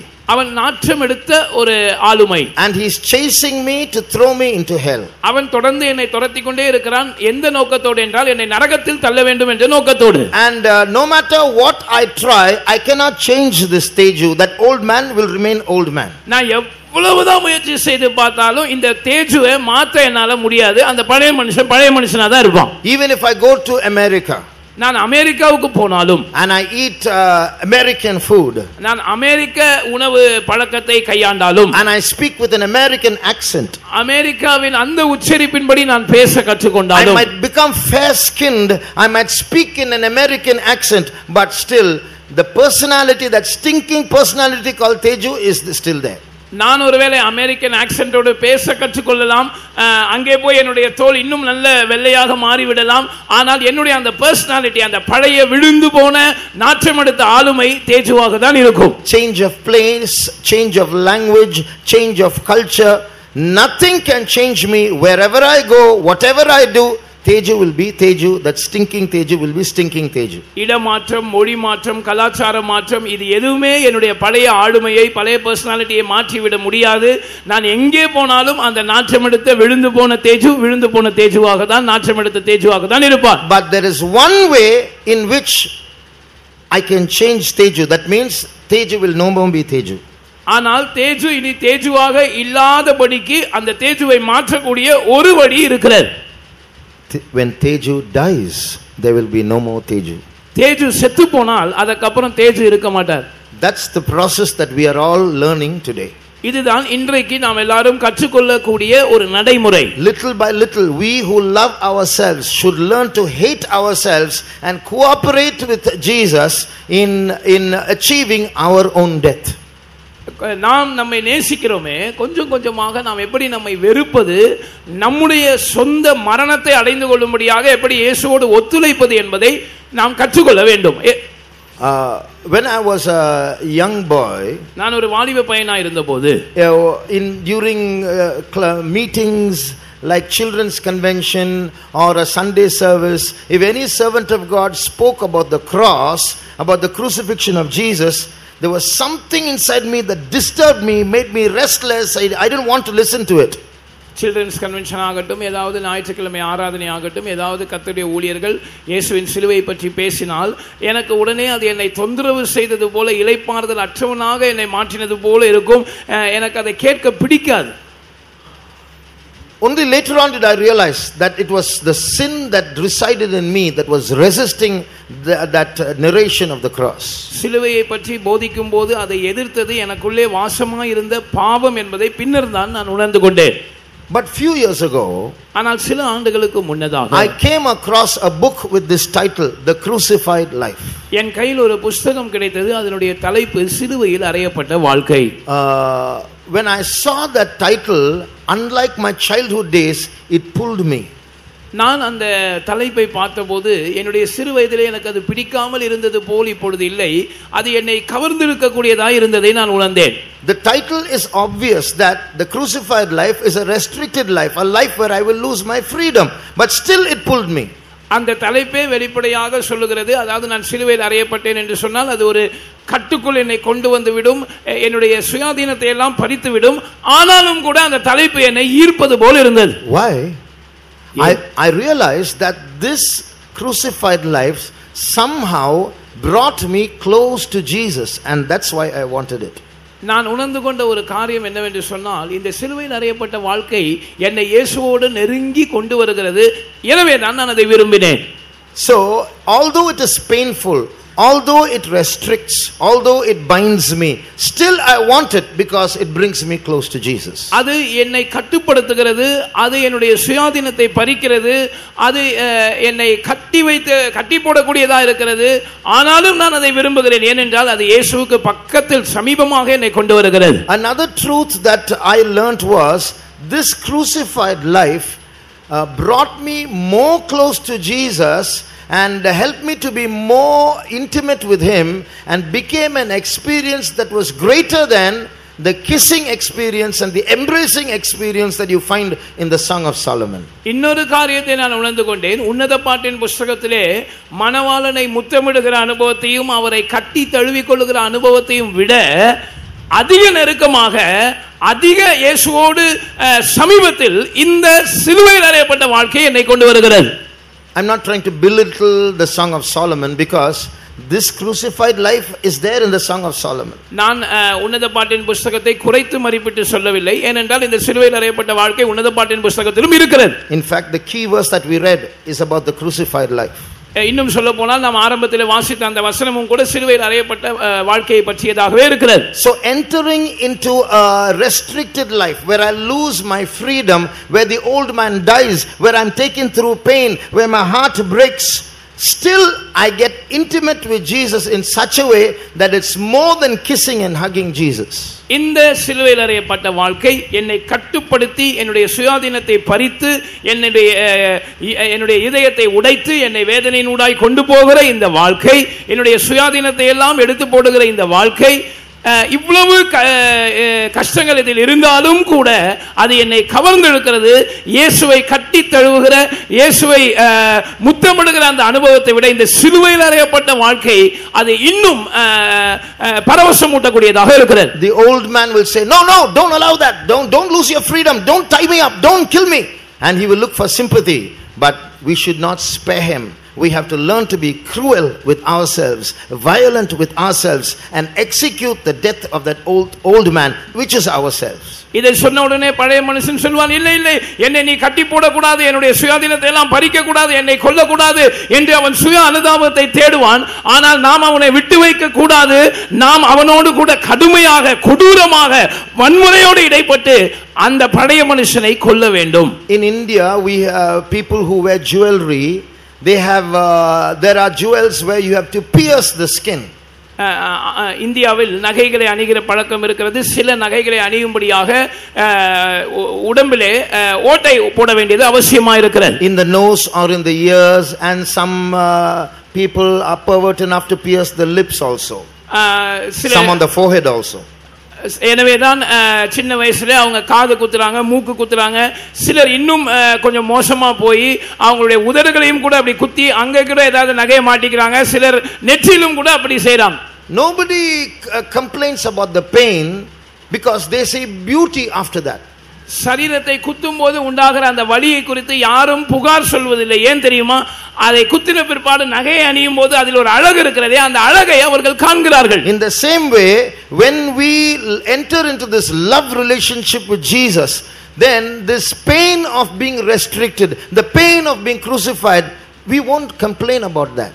அதே போல இயேசுவோடு சிலுவையில் அறையப்பட்ட வாழ்க்கையில் இருக்கிற அழகை நாம் பார்த்து விட்டால், நம்மை கட்டுப்படுத்துகிற அந்த வாழ்க்கையை, நம்முடைய சுயாதீனத்தை பறிக்கிற அந்த வாழ்க்கையை, நம்மை கட்டி போடுகிற அந்த வாழ்க்கையை குறித்து நாம் அதற்கு பிற்பாடு புகார் சொல்ல மாட்டோம். So if we are saying about the crosses we are carrying, if we are saying enough is enough, I can't be on this, it means that the old man is alive and resisting, and it also means our love for Jesus is very small. ஒருவேளை இப்பொழுது நானோ நீங்களோ சுமந்து கொண்டிருக்கிற சிலுவையை குறித்து போதும் இதுக்கு மேல என்னால முடியாது, இதுக்கு மேல என்னால இதை தாங்க முடியாது என்று நாம் சொல்வோம் என்று சொன்னால், நம்முடைய பழைய மனுஷன் இன்னும் உயிரோடு இருந்து அவன்தான் அதை எதிர்த்து கொண்டிருக்கிறான். இயேசுவோடு சிலுவையில் அறையப்பட்ட வாழ்க்கையை அவன் விரும்பவில்லை என்பதுதான் பொருள். But if we love Jesus, ஆனால் நாம் இயேசுவை நேசித்தால், the pain is not pain, it is beautification. வலி என்பது வலி அல்ல, அது நம்மை அழகாக்குகிற ஒரு முறைமை. His grace is sufficient for us. அவருடைய கிருபை நமக்கு போதும். So before we go further, நாம் மேலும் இதை சிந்திப்பதற்கு முன்னதாக let's close our eyes for literally a few seconds. எழுத்தின்படியாக சில வினாடிகள் நம்முடைய கண்களை மூடுவோம். Those of you who are going through pain right now, இப்பொழுது ஏதோ ஒரு வேதனையை அனுபவித்துக் கொண்டிருக்கிறவர்கள், Lord, I want to learn my lesson well. ஆண்டவரே, என்னுடைய பாடத்தை நான் நன்றாக படிக்க விரும்புகிறேன். Your grace is sufficient for me. உம்முடைய கிருபை எனக்கு போதும். Help me to accept this pain well. ஆண்டவரே, இந்த வேதனையை நல்ல முறையில் ஏற்றுக்கொள்ள எனக்கு உதவி செய்யும். Make me into a beautiful person, O God. என்னை ஒரு அழகான நபராக மாற்றும் ஆண்டவரே. Let us lift up our right hand and say it. நம்முடைய வலது கரத்தை உயர்த்தி நாம் அதை சொல்லுவோம். Lord, teach me to receive this pain well. ஆண்டவரே, இந்த வேதனையை நல்ல முறையில் ஏற்றுக்கொள்ள எனக்கு கற்றுத் தாரும். Lord, help me to be crucified well. ஆண்டவரே, நல்ல முறையில் சிலுவையில் அறையப்பட எனக்கு உதவி செய்யும். Your grace is sufficient for me. உம்முடைய கிருபை எனக்கு போதும். I want you to make me beautiful. நீர் என்னை அழகாக்க வேண்டும் என்று நான் விரும்புகிறேன். Hallelujah. Now when you look at Song of Solomon and in chapter 4, உன்னத பாட்டின் புத்தகம் 4ஆம் அதிகாரத்தை நாம் கவனித்தால், there you will see from Song of Solomon chapter 4 verse I think 9 onwards till 5:1, only in those few verses you will see a statement like this: my sister, my spouse. உன்னத பாட்டு 4ஆம் அதிகாரம் 9ஆம் வசனத்தில் இருந்து ஏறக்குறைய 5ஆம் அதிகாரம் முதல் வசனம் வரைக்கும் ஒரு வார்த்தையை நாம் அடிக்கடி பார்க்கிறோம், என் சகோதரியே, என் மனவாளியே. In this world a girl can either be a sister or a spouse and not both. இந்த பூமியிலே ஒரு மனிதனுக்கு ஒரு பெண் ஒன்று மனைவியாக இருப்பாள் அல்லது தங்கையாக இருப்பாள். ஒருபோதும் இந்த இரண்டுமாக ஒரு பெண் ஒரு ஆணுக்கு இருக்க முடியாது. Many try to say that this Song of Solomon is about a real relationship between a man and a woman, and but this verse proves that that is not so. It's a sublime song. It's beyond human relationship. பலரும் இந்த உன்னத பாட்டின் புத்தகம் ஒரு மனிதனுக்கும் ஒரு மனுஷிக்கும் இடையே இருக்கிற எழுத்தின்படியான உறவை தான் சித்தரிக்கிறது என்று நிரூபிக்க பிரயாசப்படுகிறார்கள். ஆனால் இந்த வசனம் இது ஒரு உன்னத பாட்டு, சாதாரண எழுத்தின்படியான மாம்சீகமான பாட்டு அல்ல என்பதை நிரூபிக்கிறது. ஏனென்றால் ஒரு பெண் ஒரு மனுஷனுக்கு சகோதரியாகவும் மனவாளியாகவும் ஒரே நேரத்தில் இருக்க முடியாது. So what does my sister, my spouse mean? எனவே என் சகோதரியே, என் மனவாளியே என்றால் அதனுடைய அர்த்தம் என்ன? When Jesus and his bride stand together in eternity and the eternal wedding starts, நித்தியத்திலே இயேசுவும் அவருடைய மனவாட்டியும் ஒன்றாக பக்கத்தில் இருக்கிறார்கள். நித்திய விவாகம் ஆரம்பிக்கிறது. அந்த தருணத்தில் they are bridegroom and bride, but they also look like twins. They look like each other. அவர்கள் மணவாளனும் மணவாட்டியுமாக இருக்கிறார்கள். அதே நேரத்தில் அவர்கள் இரட்டை குழந்தைகளைப் போல இருக்கிறார்கள். அதாவது தோற்றத்தில் அவர்கள் இருவருக்கும் இடையே ஒரு ஒருமைப்பாடு இருக்கிறது. She looks just like him. இவரை போலவே இருக்கிறார். So that is why my sister, my spouse. அதனால தான் என் சகோதரியே, என் மனவாளியே. So today we are not at all like him. We are he's so beautiful and we are so ugly. இன்னைக்கு நமக்கும் அவருக்கும் சம்பந்தமே இல்லை. நாம் அவரை போல கொஞ்சம் கூட இல்லை. அவர் மிகவும் அழகா இருக்கிறார், நாம் மிகவும் அசிங்கமா இருக்கிறோம். So to become like beautiful like him, we have to live the crucified life. அவரை போல நாம் அழகானவர்களாய் மாற வேண்டும் என்றால் சிலுவையில் அறையப்பட்ட வாழ்க்கையை நாம் வாழ வேண்டும். So now we'll come back to the key verse. இப்பொழுது இந்த ஆரம்ப வசனத்துக்கு நாம் திரும்பி வருவோம். What you see there is a dove in the clefts of the rock. அங்கே நீங்கள் காண்கிற காட்சி என்ன? கன்மலையின் வெடிப்புகளில் தங்குகிற ஒரு புறா. That cleft rock is actually a representation of the crucified Jesus. அந்த பிளவுண்ட அந்த கன்மலை சிலுவையில் அறையப்பட்ட இயேசுவுக்கு நிழலாட்டமாக இருக்கிறது. There is a song in English circles called Rock of Ages cleft for me. ஆங்கிலத்தில் ஒரு பாட்டு இருக்கிறது, அனாதியான கன்மலையே எனக்காக பிளவுண்டவரே என்று அந்த பாட்டு சொல்லுகிறது. So the cleft rock represents Jesus who was stoned for us, who was crucified for us. அதாவது அந்த கன்மலையின் வெடிப்பு அல்லது பிளவுண்ட அந்த கன்மலை என்பது இயேசு நமக்காக காயப்பட்டதை, நமக்காக சிலுவையில் அறையப்பட்டதை அது காட்டுகிறது. Then you see a dove inside the cleft. அடுத்ததாக அந்த வெடிப்பில், அந்த பிளவில் ஒரு புறா இருப்பதை பார்க்கிறோம். That dove represents you and me. அந்த புறா என்னையும் உங்களையும் குறிக்கிறது. So that dove in the cleft of the rock is actually a representation of the crucified life. Me crucified with Christ, me in Christ. கன்மலையின் வெடிப்புகளில் தங்குகிற என் புறாவே என்று சொல்லும்போது அதுதான் சிலுவையில் அறையப்பட்ட வாழ்க்கை. அதாவது இயேசுவோடு நான் சிலுவையில் அறையப்பட்டிருக்கிறேன், இயேசுவுக்குள் நான் வந்து விட்டேன் என்பதை காட்டுகிறது. So if you look at this verse, Song of Solomon 2:14, with the right lens, you will see that Song of Solomon 2:14 and Galatians 2:20 mean the same. நீங்கள் சரியான கண்ணாடியோடு இந்த உன்னத பாட்டு 2:14 வாசிப்பீர்கள் என்றால் உன்னத பாட்டு 2:14 கலாத்தியர் 2:20 ஒரே காரியத்தை தான் சொல்ல வருகிறது என்பதை நாம் புரிந்து கொள்ள முடியும். In another sense, மறு கோணத்தில், I told you of Pastor Don who read a particular line in the scriptures and jumped up. He read about the fellowship of his sufferings. That means I suffer with him, he suffers with me, the fellowship of his sufferings. That is what is presented in Song of Solomon 2:14 also. Pastor Don அவர்களை குறித்து நான் உங்களுக்கு சொன்னேன். அவர் வேதத்தில் ஒரு வரியை வாசித்த போது அவர் அப்படியே குதித்து எழும்பினார். இதுதான் நான் தேடிக்கொண்டிருந்தது, இதுதான் எனக்கு வேண்டும் என்று சொன்னார். அவர் இயேசுவோடு அவருடைய பாடுகளின் ஐக்கியத்தை குறித்து அந்த வரியை வாசித்திருந்தார்.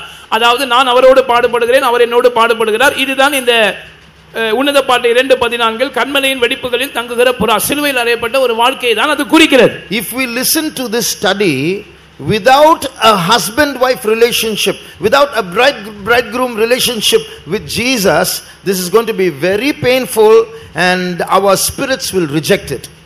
நாம் இயேசுவோடு ஒரு காதல் உறவுக்குள், அவர் நம்முடைய மணவாளன், நாம் அவருடைய மணவாட்டி, அவர் நம்முடைய புருஷன், நாம் அவருடைய மனைவி என்கிறதான அந்த அன்பின் உறவுக்குள் வந்து இந்த வேத பாடத்தை கேட்காவிட்டால் இது நமக்கு மிகவும் கடினமாக வேதனை அளிக்கக்கூடியதாக இருக்கும். நம்முடைய ஆவி, நம்முடைய மனது இந்த தூதை கேட்கும் போதே இதை வேண்டாம் என்று புறக்கணித்து விடும். Just a few verses above Song of Solomon 2:14, we see Jesus the bridegroom skipping over hills and mountains like a deer and coming to meet his bride, who is not a deer, she is a woman locked up in a house.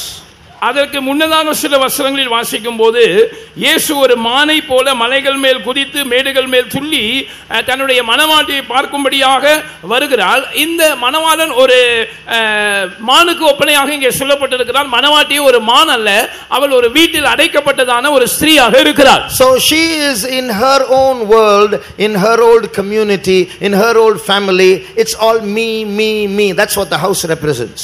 இந்த வீடு எதை காட்டுகிறது என்று சொன்னால் அவள் தன்னுடைய சொந்த உலகத்தில் இருக்கிறாள். என்னுடைய உலகம், என்னுடைய கலாச்சாரம், என்னுடைய சமுதாயம், அவளுடைய வாழ்க்கை அவளை பற்றியதாகவே இருக்கிறது. But Jesus is saying, you come out of that house. ஆனால் அந்த வீட்டை விட்டு நீ வெளியே வா என்று இயேசு சொல்லுகிறார். Come out of your own small mentality. உன்னுடைய அந்த குறுகின மனப்பான்மையை விட்டு நீ வெளியே வா. And I will give you hinds feet and we both will travel together. நான் உனக்கு மான்கால்களை தருவேன், நாம் இருவரும் சேர்ந்து பயணிக்கலாம். And that traveling might be a crucified life. அந்த பயணம் சிலுவையில் அறையப்பட்ட வாழ்க்கையாக தான் இருக்கும். Many things will happen in our lives if we give Jesus permission. Many things will happen in our life that we don't like. நம்ம இயேசுவுக்கு நாம் அனுமதி கொடுக்கும் பட்சத்தில் நம்முடைய வாழ்க்கையில் பல காரியங்கள் சம்பவிக்கும். அவைகளில் பல காரியங்கள் நமக்கு பிடிக்காதவையாக கூட இருக்கும். But because you love Jesus, you won't mind those things that don't happen, that you don't like.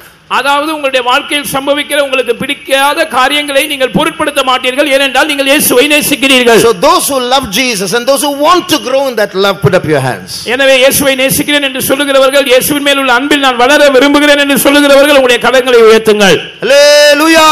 Hallelujah. In Revelation chapter 1 and verse 9, வெளிப்படுத்தின விசேஷம் 1ஆம் அதிகாரம் 9ஆம் வசனத்தில் we read of a phrase there, companion in tribulation. பாடுகளுக்கு பங்காளி என்கிற ஒரு வார்த்தையை நாம் அங்கே படிக்கிறோம். Read that verse, Revelation 1:9. உங்கள் சகோதரனும் இயேசு கிறிஸ்துவின் நிமித்தம் வருகிற உபத்திரவத்திற்கும் அவருடைய ராஜ்யத்திற்கும் அவருடைய பொறுமைக்கும் உங்கள் உடன் பங்காளனுமாயிருக்கிற யோவானாகிய நான் தேவ வசனத்தின் நிமித்தமும் இயேசு கிறிஸ்துவை பற்றிய சாட்சி நிமித்தமும் பத்மு என்னும் தீவிலே இருந்தேன். John, who also am a brother and companion in tribulation and in the kingdom and patience of Jesus. So here we read of companion in tribulation. இங்கே பாடுகளுக்கு உடன் பங்காளி என்ற வார்த்தையை நாம் படிக்கிறோம். So the reason we said hallelujah just now, இப்பொழுது நாம் அல்லேலூயா சொன்னதற்கான காரணம் is not just to enter into some kind of, I love you Jesus, Jesus loves me, I'm so happy and life is as I wish. It's not that. We are going to suffer together. Jesus and we are going to be companions in tribulation. When he suffers, I suffer with him. When I suffer, he suffers with me. இயேசு என்னை நேசிக்கிறார், நானும் அவரை நேசிக்கிறேன். இப்பொழுது நாங்கள் இருவரும் ஒரு உறவில் இருக்கிறோம். இனிமேல் வாழ்க்கை சந்தோஷமாக நான் எதிர்பார்த்தது போல் இருக்கும் என்று அதற்கு அல்லேலூயா சொல்லவில்லை. அவருடைய பாடுகளுக்கு பங்காளி ஆவதற்காக அல்லேலூயா சொன்னோம். அவருடைய பாடுகளில் நானும் எனக்கும் ஒரு பங்கு இருக்கிறது, நானும் அதில் ஐக்கியம் கொள்கிறேன். அவர் என்னோடு பாடுபடுகிறார், நான் அவரோடு பாடுபடுகிறேன் என்ற அந்த உறவுக்குள் நாம் கடந்து வருவதற்காக அல்லேலூயா சொன்னோம். Read Isaiah 63 and verse 9. ஏசாயா 63:9 வாசியுங்கள். அவர்களுடைய எல்லா நெருக்கத்திலும் அவர் நெருக்கப்பட்டார். Enough. In all their afflictions, he was afflicted. Did you hear that? நீங்கள் அதை கேட்டீர்களா? When you cry, Jesus cries. நீங்கள் அழும்போது இயேசுவும் அழுகிறார். When your heart aches, the heart of Jesus aches. உங்களுடைய இதயம் வலிக்கும் போது இயேசுவின் இதயமும் வலிக்கிறது. Some years ago, maybe about 10 years ago, ஒருவேளை ஒரு 10 ஆண்டுகளுக்கு முன்னதாக I had a problem in my tongue. என்னுடைய நாக்கிலே ஒரு பிரச்சனை இருந்தது. It was like a speech impediment was beginning. I felt that when I was speaking and conducting meetings, my tongue would become hard. I was not able to pronounce my words easily. Nobody outside could detect it, but I knew it. எனக்கு பேச்சில் ஒரு குறைபாடு உண்டாகிறது போல் இருந்தது. அதாவது நான் கூட்டங்களை நடத்தும் போது, பிரசங்கிக்கும் போது எனக்கு உச்சரிப்பு சரியாக கிடைக்கவில்லை. என்னுடைய வார்த்தை அப்படியே தடைபடுகிறது போல் இருந்தது. யாருக்கும் அது வெளியே தெரியவில்லை, ஆனால் என்னால் அதை உணர முடிந்தது. Somehow I managed to get past the hardness of my tongue and pronounce my words, so nobody knew it outside, but I knew something is happening to my tongue. And என்னுடைய அந்த நாக்கு அப்படியே மரத்து போவதை தாண்டி எப்படியோ நான் வார்த்தைகளை உச்சரித்துக் கொண்டிருந்தேன். வெளியே யாருக்கும் நான் படுகிற அந்த கஷ்டம் தெரியவில்லை, ஆனால் என்னுடைய நாக்கு அப்படி மரத்து போகிறதை நான் உணர்ந்தேன். At that time, from North India, one servant of God said, "Brother, I saw a dream about you that Satan, while you were conducting a meeting, a man came and he was trying to cut off your tongue." வட இந்தியாவிலிருந்து ஒரு ஊழியக்காரனை தொடர்பு கொண்டு இப்படி சொன்னார், brother, நான் உங்களை பற்றி ஒரு சொப்பனம் பார்த்தேன்.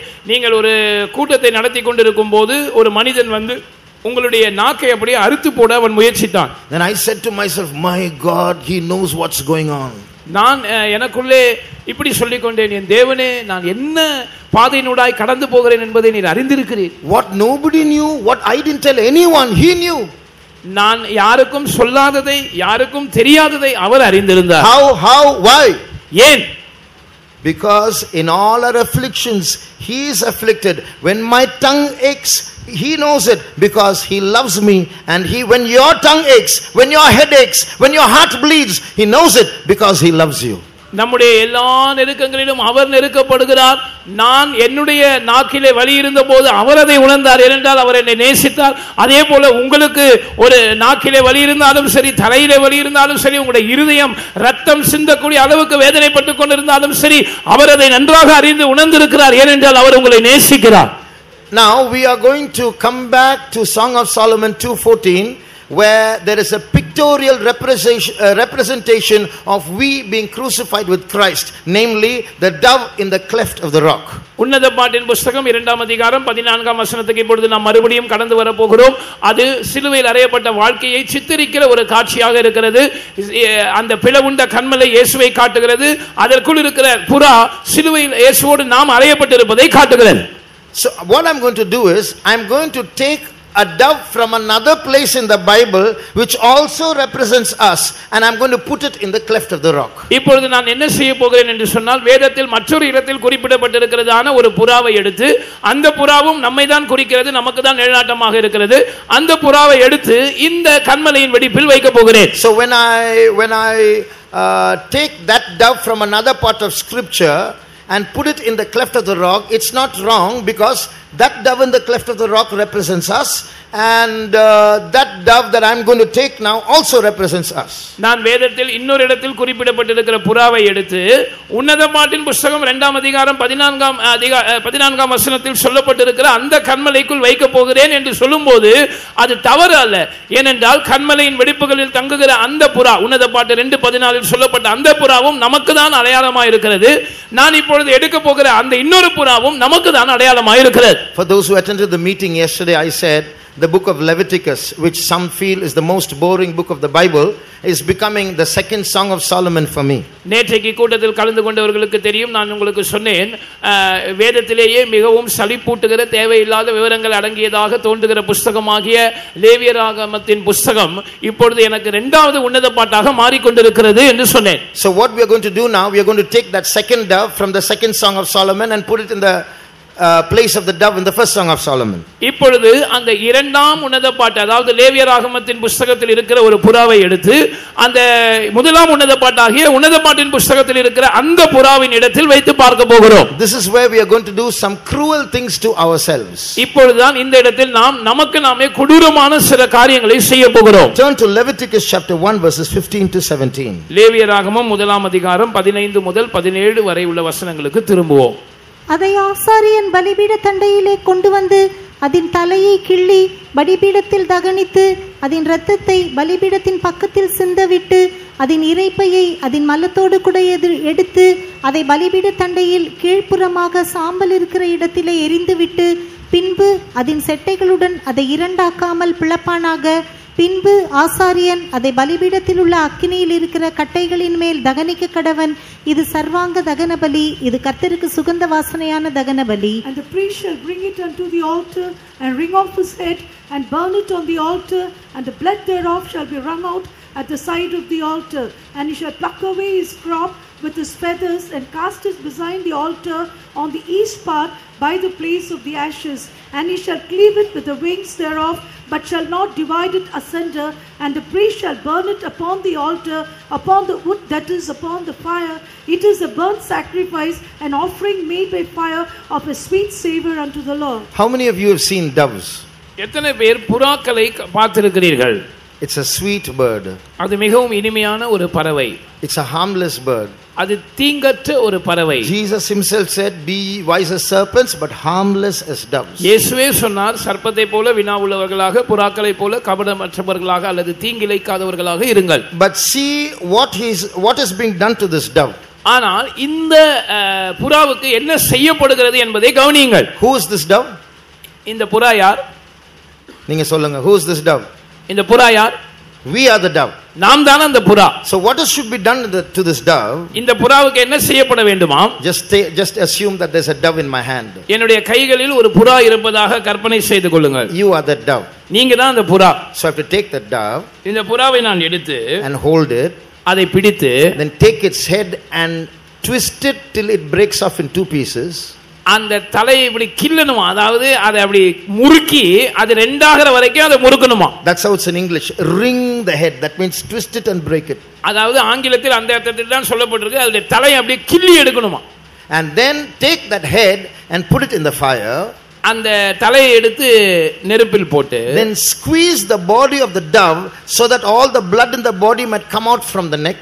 இப்பொழுது தலை இல்லாத கழுத்து இருக்கிறது இல்ல, அந்த கழுத்தின் வழியாக ரத்தம் எல்லாம் வெளியே வரும்படியாக அந்த புறாவின் உடல் முழுவதையும் அப்படியே அமுக்கணுமா.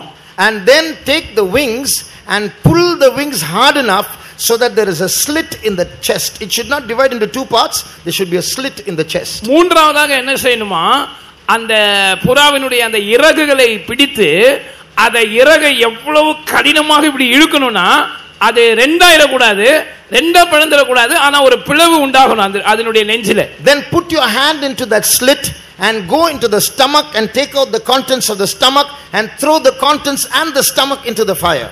அடுத்து அந்த பிளவின் வழியாக அந்த புறாவின் உடம்புக்குள்ள கையை விட்டு அதனுடைய இரைப்பைக்குள்ள வயிற்று பகுதிக்குள்ள போய் அங்க என்ன இருக்கோ அதை வெளியே எடுத்து அந்த வயிற்றையும் இரைப்பையையும் அதோடு கூட இருக்கிறதையும் நெருப்புல போடணுமா. And then throw the whole dove into the fire. கடைசியாக முழு புறாவையும் நெருப்புல போடணுமா. How terrible, how violent. எவ்வளவு பயங்கரமா இருக்கு பாருங்க, எவ்வளவு ஒரு கொடூரமான காட்சியா இருக்கிறது. But God is not saying do that to a dove. God is saying do that to yourself. தேவன் இதை ஒரு புறாவுக்கு செய்யும்படியாக சொல்லவில்லை, உனக்கு நீயே இப்படி செய் என்று சொல்லுகிறார். So this is how we have to execute our own deaths to our old personality. We are going to see those things one by one as briefly as possible as time permits. நேரம் அனுமதிக்கிறபடி எவ்வளவு சுருக்கமாக சொல்ல முடியுமோ இந்த procedure, இந்த செயல்முறையை ஒவ்வொன்றாக நான் சொல்லுகிறேன். இப்படி தான் நாம் நம்முடைய பழைய மனுஷனுக்கு மரணத்தை விளைவிக்க வேண்டும். இப்படி தான் சிலுவையில் அறையப்பட்ட வாழ்க்கையை நாம் பயிற்சிக்க வேண்டும். But just before getting to that bird, ஆனால் அந்த பறவைக்கு நாம் கடந்து வருவதற்கு முன்னதாக, let's read Revelation chapter 19 and verse 7. வெளிப்படுத்தின விசேஷம் 19ஆம் அதிகாரம் 7ஆம் வசனத்தை படிப்போம். நாம் சந்தோஷப்பட்டு களி கூர்ந்து அவருக்கு துதி செலுத்த கடவோம். ஆட்டுக்குட்டியானவருடைய கல்யாணம் வந்தது, அவருடைய மனைவி தன்னை ஆயத்தம் பண்ணினாள் என்று சொல்ல கேட்டேன். Let us be glad and rejoice and give honor to him, for the marriage of the Lamb is come, and his wife hath made herself ready.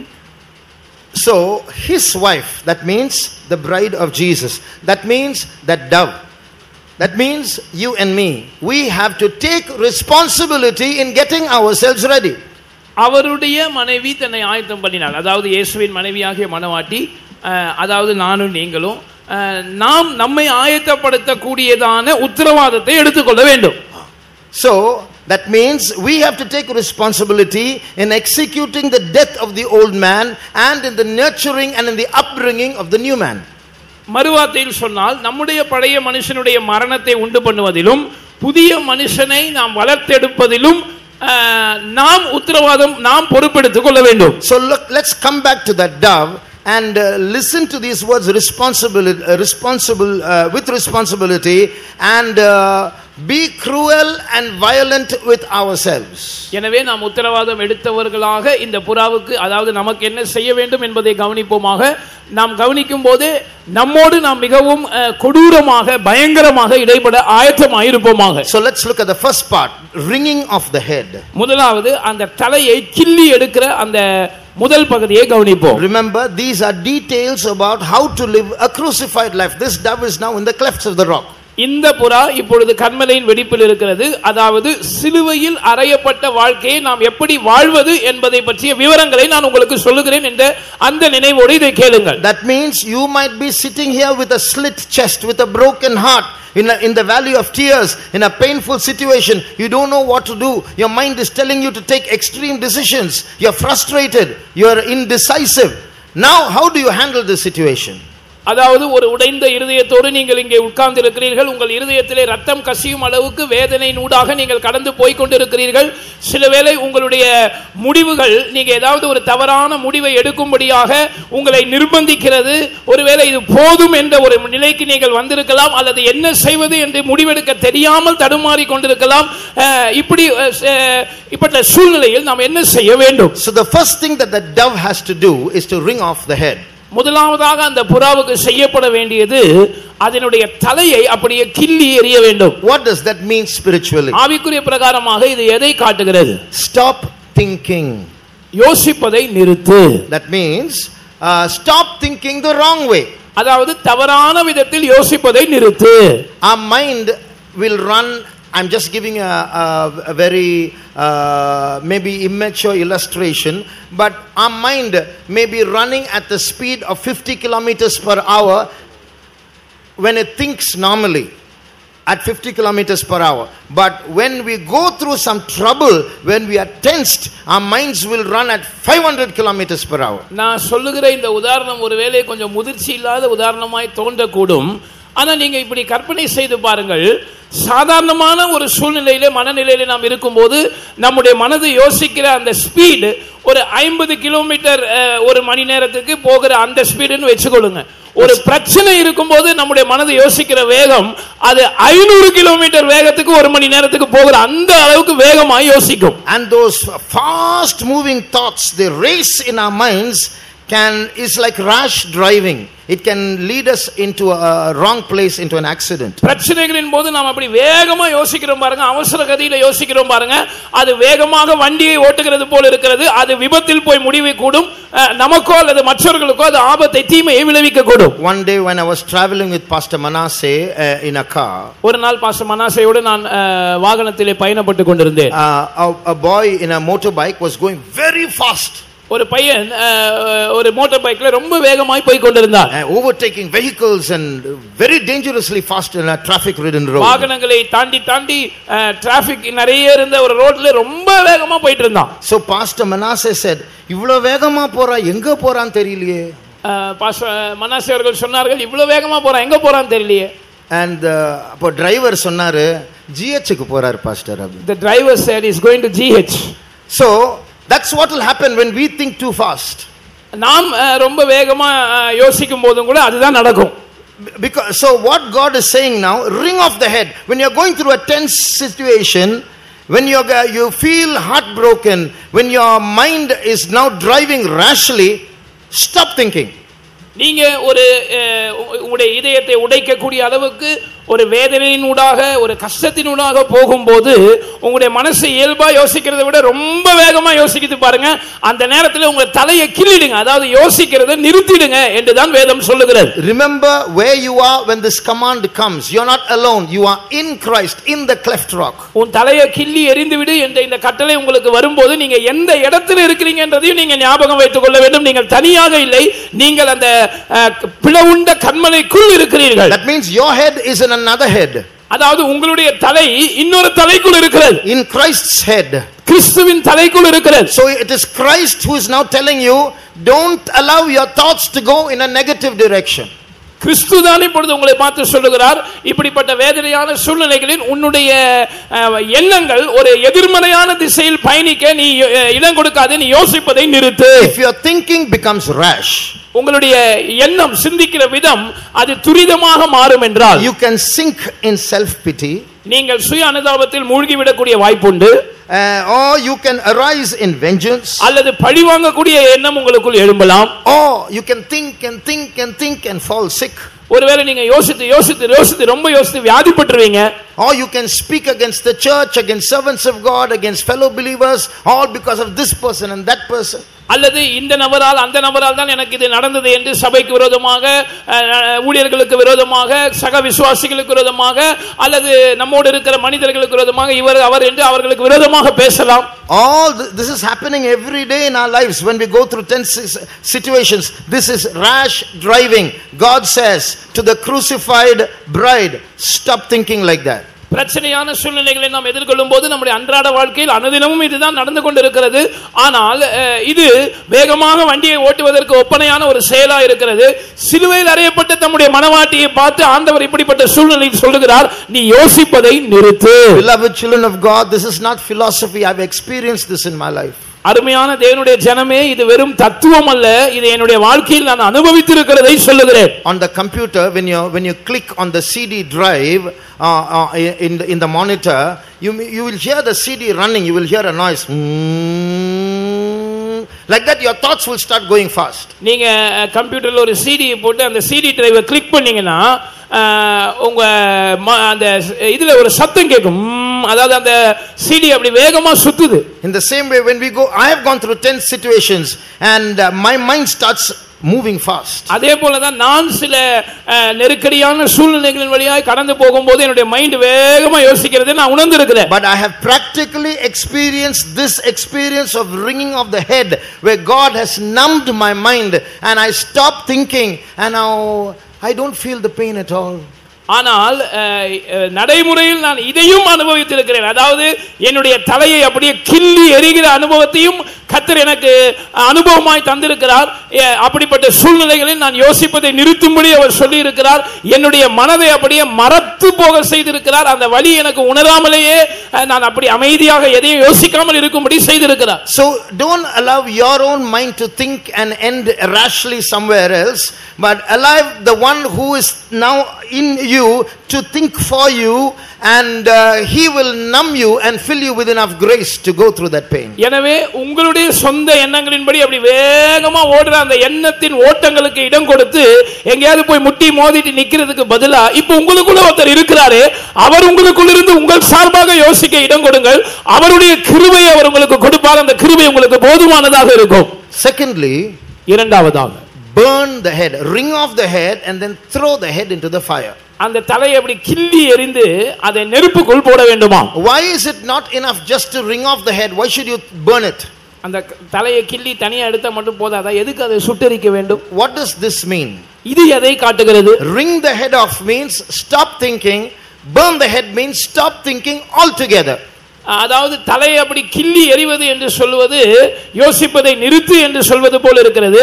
அந்த கிள்ளி எறியப்பட்ட தலையை நெருப்புல போடுறது என்றது நீ யோசிக்கிறதை சுத்தமா நிறுத்திடு அப்படின்னு சொல்றது. That means even if you stop thinking, now you're listening to this sermon and you will say, okay, I'm not going to be tense after this, I'm not going to think of my problem, Jesus will think for me. You will say that. When you go back home, you'll get a phone call, you'll get an SMS, and your old thoughts and tension will resurface. அதாவது ஏன் ஒட்டுமொத்தமா யோசிப்பதை நிறுத்த வேண்டும் என்று ஆண்டவர் சொல்லுகிறார் என்றால், இப்பொழுது இங்கே தேவ சமூகத்தில் உட்கார்ந்து இந்த செய்தியை நீங்கள் கேட்கும் போது உங்களுடைய மனது ஒத்துக்கொள்ளும், சரி இனிமே நான் டென்ஷன் ஆக மாட்டேன், இனிமே என்னுடைய சிந்தனை ஓட்டம் அப்படி வேகமா கட்டுப்பாடு இல்லாம ஓட நான் இடம் கொடுக்க மாட்டேன், ஆண்டவர் எனக்காக சிந்திக்க நான் இடம் கொடுப்பேன், அவருடைய கிருபை எனக்கு போதும் அப்படிலாம் சொல்லுவோம். ஆனா திருப்பி வீட்டுக்கு போகும்போது ஒரு போன் கால் வரும், ஒரு SMS வரும், மறுபடியும் அந்த பழைய எண்ண ஓட்டம் வேகமாக ஓட ஆரம்பித்து விடும். You may be angry and bitter with somebody. உங்களுக்கு யார் மேலயாவது கோபம் இருக்கலாம், கசப்பு இருக்கலாம். And now after listening to this message, I'm crucified with Christ, Jesus is important for me, I don't care what anyone does for me, hereafter I will be friends with them. You go home and something will happen and then that bitterness will rise again. நீங்க இப்ப இங்க இருக்கும்போது சொல்லுவீங்க, நான் இயேசுவோடு கூட சிலுவையில் அறையப்பட்டிருக்கிறேன், இயேசுவே எனக்குள் பிழைத்திருக்கிறார், மத்தவங்க என்ன செய்றாங்க சொல்றாங்க என்பது எனக்கு முக்கியம் இல்லை, இயேசு எனக்கு போதும். ஆனா நீங்க திருப்பி வீட்டுக்கு போகும்போது மறுபடியும் ஏதாவது ஒரு காரியம் சம்பவிக்கும், ஒரு SMS போன் கால் ஏதோ ஒன்று நடக்கும், அந்த மறுபடியும் கோப எண்ணங்கள், மறுபடியும் அந்த கசப்பான எண்ணங்கள் ஓட ஆரம்பித்து விடும். One day when King David left his home, left his palace and was walking down the road with his friends, Shimei came and started mocking him. ஒரு நாள் தாவீது தன்னுடைய அரண்மனை விட்டு துரத்தப்பட்டவனாக அவன் தன்னுடைய வீட்டை விட்டு தன்னுடைய நண்பர்களோடு அவனோடு இருந்தவர்களோடு சாலையில் நடந்து போய் கொண்டிருக்கும் போது சீமேயை அவனுக்கு எதிர்கொண்டு வந்து அவனை தூஷிக்க ஆரம்பித்தான். And then one man who was with him said, shall I finish him off? அவனோடு இருந்த தாவீதோடு இருந்த ஒரு மனிதன் சொல்லுகிறான், இவனை முடிச்சிடலாமா? And then David said, don't do that, God has allowed it. தாவீது சொன்னான், இல்ல இல்ல அப்படி செய்யாத, கர்த்தர் இதை அனுமதிச்சிருக்கிறார். David had such a large heart then. அங்கே தாவீதுடைய இருதயம் அவ்வளவு விசாலமா இருந்துச்சு. But on his deathbed David said, tell Solomon, don't let that Shimei go. ஆனா பாருங்க, தன்னுடைய மரண படுக்கையில சாலமோனுக்கு அவன் சிக்னல் காட்டி அவனை விட்டுறாத அப்படின்னு சொல்லிட்டான். In the same way, negative thoughts can go now in a meeting but can resurface when we go home. So don't just wring off the head, throw it into the fire. அதே போல எதிர்மறையான எண்ணங்கள் இப்படி கூட்டத்தில் உட்கார்ந்து இருக்கும் போது நம்மை விட்டு அகன்று விடக்கூடும், ஆனால் மறுபடியும் அவைகள் திரும்பி எழும்பக்கூடும். எனவே தான் அந்த தலையை கிள்ளி எடுப்பதோடு நிறுத்தி விடாதீர்கள், அதை அக்கினியில போட்டு விடுங்கள். What is that fire? அந்த அக்கினி என்ன? That fire is the love of Jesus. அந்த அக்கினி தான் இயேசுவின் அன்பு. When you think of Jesus who endured such contradiction of sinners for our sakes, நம் நிமித்தமாக பாவிகளால் தமக்கு விரோதமாய் செய்யப்பட்ட விபரீதங்களை சகித்ததான இயேசுவை நாம் நினைக்கும்போது, I told you one condition in which you have to listen to the sermon is in that relationship with Jesus. Outside of this relationship, not only your pain, the sermon itself will add to your pain. நான் ஏற்கனவே உங்களுக்கு சொன்னதை நினைப்பூட்டுகிறேன். இந்த message, இந்த செய்தியை நீங்கள் கேட்கும் போது இயேசுவின் அன்புதான் நிறைந்துதான் கேட்க வேண்டும், அப்பொழுதுதான் அது உங்களுக்கு பயன்படும். இல்லாவிட்டால் உங்களுடைய வேதனை மாத்திரம் உங்களுக்கு பிரச்சனையாய் மாறுவதல்ல, இந்த வேதபாடம் அந்த வேதனையோடு சேர்ந்து அதுவும் ஒரு வேதனையாய் மாறிவிடும். So when you think that Jesus, when his head was wrung off, when he was crucified between two thieves, when he was accused falsely, when he had to go through all kinds of contradictions by sinners, you were his medicine. He thought of you and consoled himself. Now you do the same. Think of him and console yourself. அதாவது பாவிகளால் தமக்கு விரோதமாய் செய்யப்பட்ட இப்படிப்பட்ட விபரீதங்களை சகித்த அவரே என்று நினைத்துக் கொள்ளுங்கள் என்று சொல்லும்போது, இயேசு சிலுவையில் 2 கல்வர்களுக்கு இடையே தொங்கிக் கொண்டிருந்த போது அவர் பலவிதங்களிலும் குட்டப்பட்டு உபத்திரவப்படுத்தப்பட்டு பலவிதங்களிலும் பொய்யாய் குற்றம் சாட்டப்பட்ட போது அவர் தன்னுடைய வலிக்கு நிவாரணமாக என்னையும் உங்களையும் தான் நினைத்தார். நாம் தான் அவருடைய மருந்தா இருந்தோம். எனவே நாம் இப்படிப்பட்ட பிரதிகூலமான சூழ்நிலைகளின் ஊடாக கடந்து போகும்போது நாம் இயேசுவை நினைக்க வேண்டியவர்களாக இருக்கிறோம். So don't get tensed. எனவே நாம் டென்ஷன் ஆக கூடாது. Throw your head into the burning love of Jesus, then you can forget your problem altogether. பற்றி எரிகிற நெருப்பை போன்ற இயேசுவின் அன்புக்குள் உங்களுடைய சிந்தனைகளை உங்களுடைய தலையை போட்டு விடுங்கள். அந்த நெருப்புக்குள் போட்டு விடும்போது நீங்கள் உங்களுடைய பிரச்சனைகளை முற்றிலுமாய் மறந்து விட முடியும். By this the pride, the self pity and the anger and the bitterness of the old man will die, and you get closer to Jesus and his character comes into you. இதன் மூலமாக இப்படி நீங்கள் செய்வதன் மூலமாக உங்களுடைய பெருமை, உங்களுடைய சுய அனுதாபம், உங்களுடைய கோபம், உங்களுடைய கசப்பு இதெல்லாம் பழைய மனுஷனுடைய ஆளுமையை சேர்ந்ததா இருக்கிறது. இதெல்லாம் மறித்துவிடும். இயேசுவினுடைய அந்த சுபாவம் உங்களுக்குள் உருவாகும். Thirdly, wringing off the blood.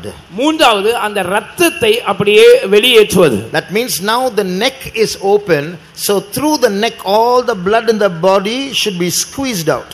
இப்பொழுது இந்த கழுத்து பகுதி திறந்ததா இருக்கிறது. இந்த கழுத்தின் வழியாக ஒட்டுமொத்த இரத்தமும் வெளியேறும்படி இந்த புறாவினுடைய சரீரத்தை அப்படியே அமுக்கி அதை அந்த இரத்தத்தை வெளியேற்ற வேண்டும். Now the first 2 points is about how not to think. முதல் 2 குறிப்புகள் எப்படி நாம் சிந்திக்க கூடாது என்பதை பற்றியதாக இருந்தது. This point is about how to think now in a different way. இப்பொழுது இந்த மூன்றாம் குறிப்பு எப்படி ஒரு மாறுபட்ட கோணத்தில் சிந்திப்பது என்பதை பற்றியதாக இருக்கிறது. So bringing the blood out of the neck means rechannelizing my thoughts so that I might constantly be wary about executing the death of the old man. அதாவது இந்த இரத்தத்தை கழுத்தின் வழியாக அமுக்கி வெளியேற்றுவது என்பதை எதை காட்டுகிறது என்று சொன்னால், என்னுடைய பழைய மனுஷனுக்கு ஒரு மரணத்தை உண்டு பண்ணும் விதத்தில், தொடர்ச்சியாக அவனுக்கு ஒரு மரணத்தை உண்டு பண்ணும் விதத்தில் எப்படி மாற்றி யோசிப்பது. I'll say it again. மறுபடியும் சொல்லுகிறேன்.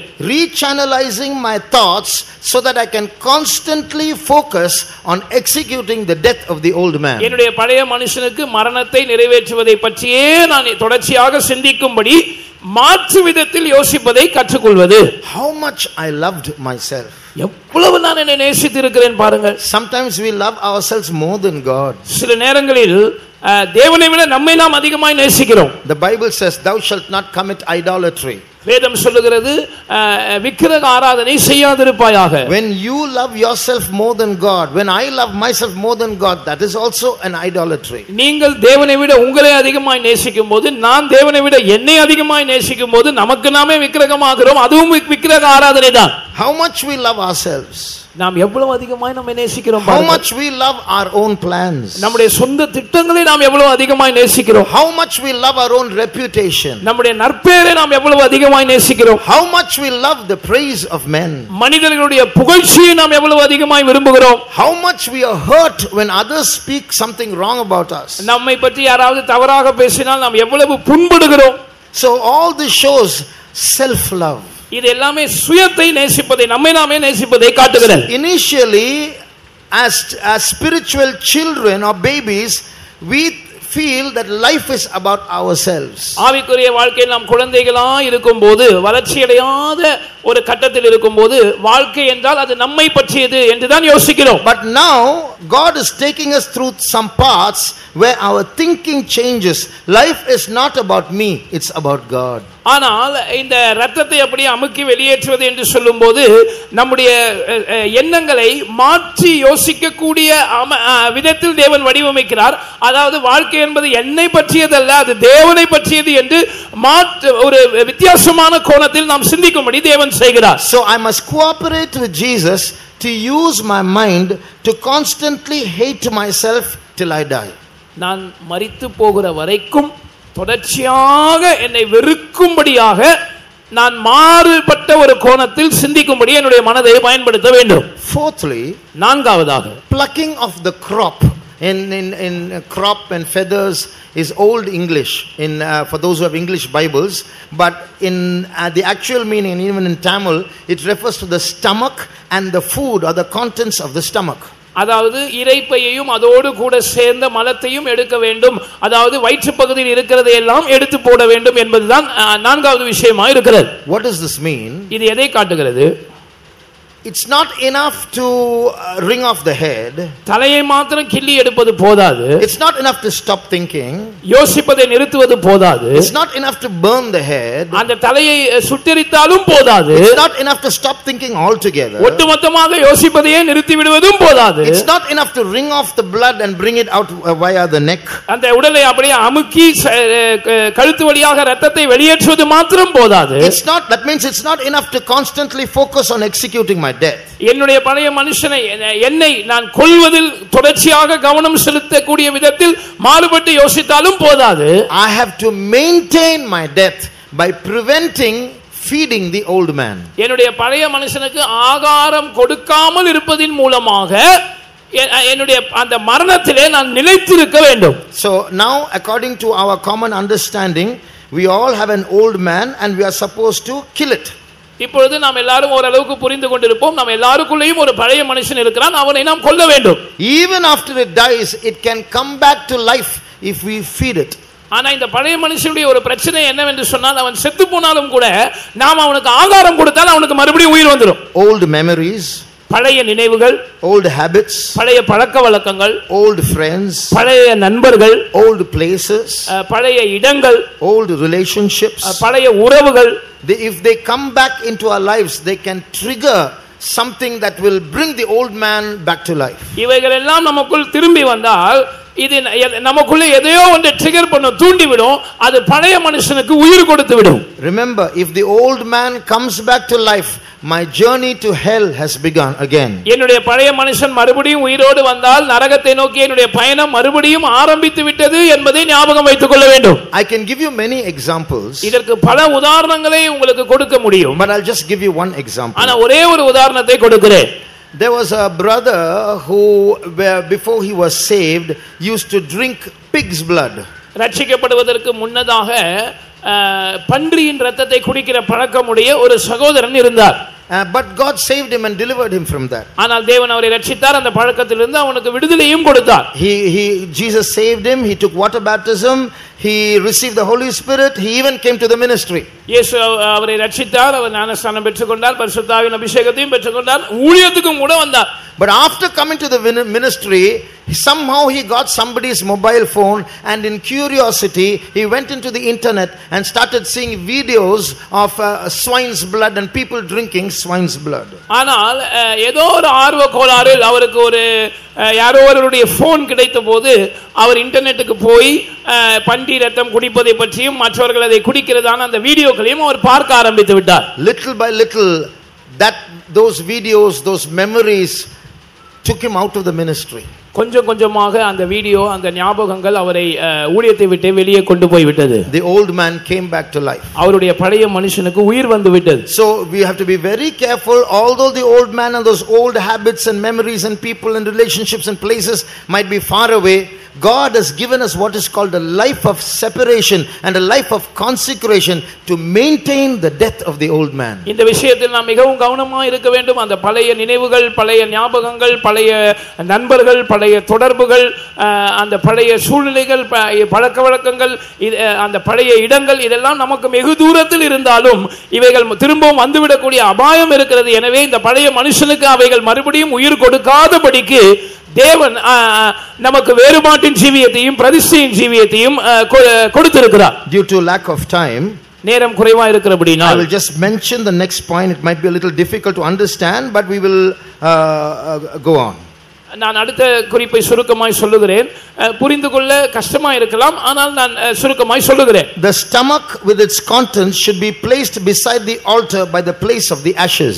இந்த இறைப்பையும் அதோடு கூட சேர்ந்த மலமும் அந்த காரியங்கள் எல்லாம் அந்த பலிபீடத்துக்கு பக்கத்திலே சாம்பல் இருக்கிறதே அதற்கு பக்கத்தில் வைக்கப்பட வேண்டுமா? Yesterday I told you about the horror of the cross of Jesus. நேற்றைக்கு இயேசுவின் சிலுவைக்கு ஒரு பயங்கரம் சம்பந்தப்பட்டிருந்தது என்று நான் உங்களுக்கு சொன்னேன். In that space where Jesus was hanging on the cross was a spiritual dimension where Jesus was fighting with hell. இயேசு சிலுவையில் தொங்கிக் கொண்டிருக்கிறதான அந்த காலகட்டத்திலே, அந்த மணி நேரத்திலே அங்கே ஒரு ஆவிக்குரிய மண்டலம் இருந்தது. அதே நேரத்தில் இயேசு பாதாளத்தின் பிசாசுகளோடு யுத்தம் பண்ணி கொண்டிருந்தார். In our English hymn book there is a song, "Were you there when they crucified my Lord?"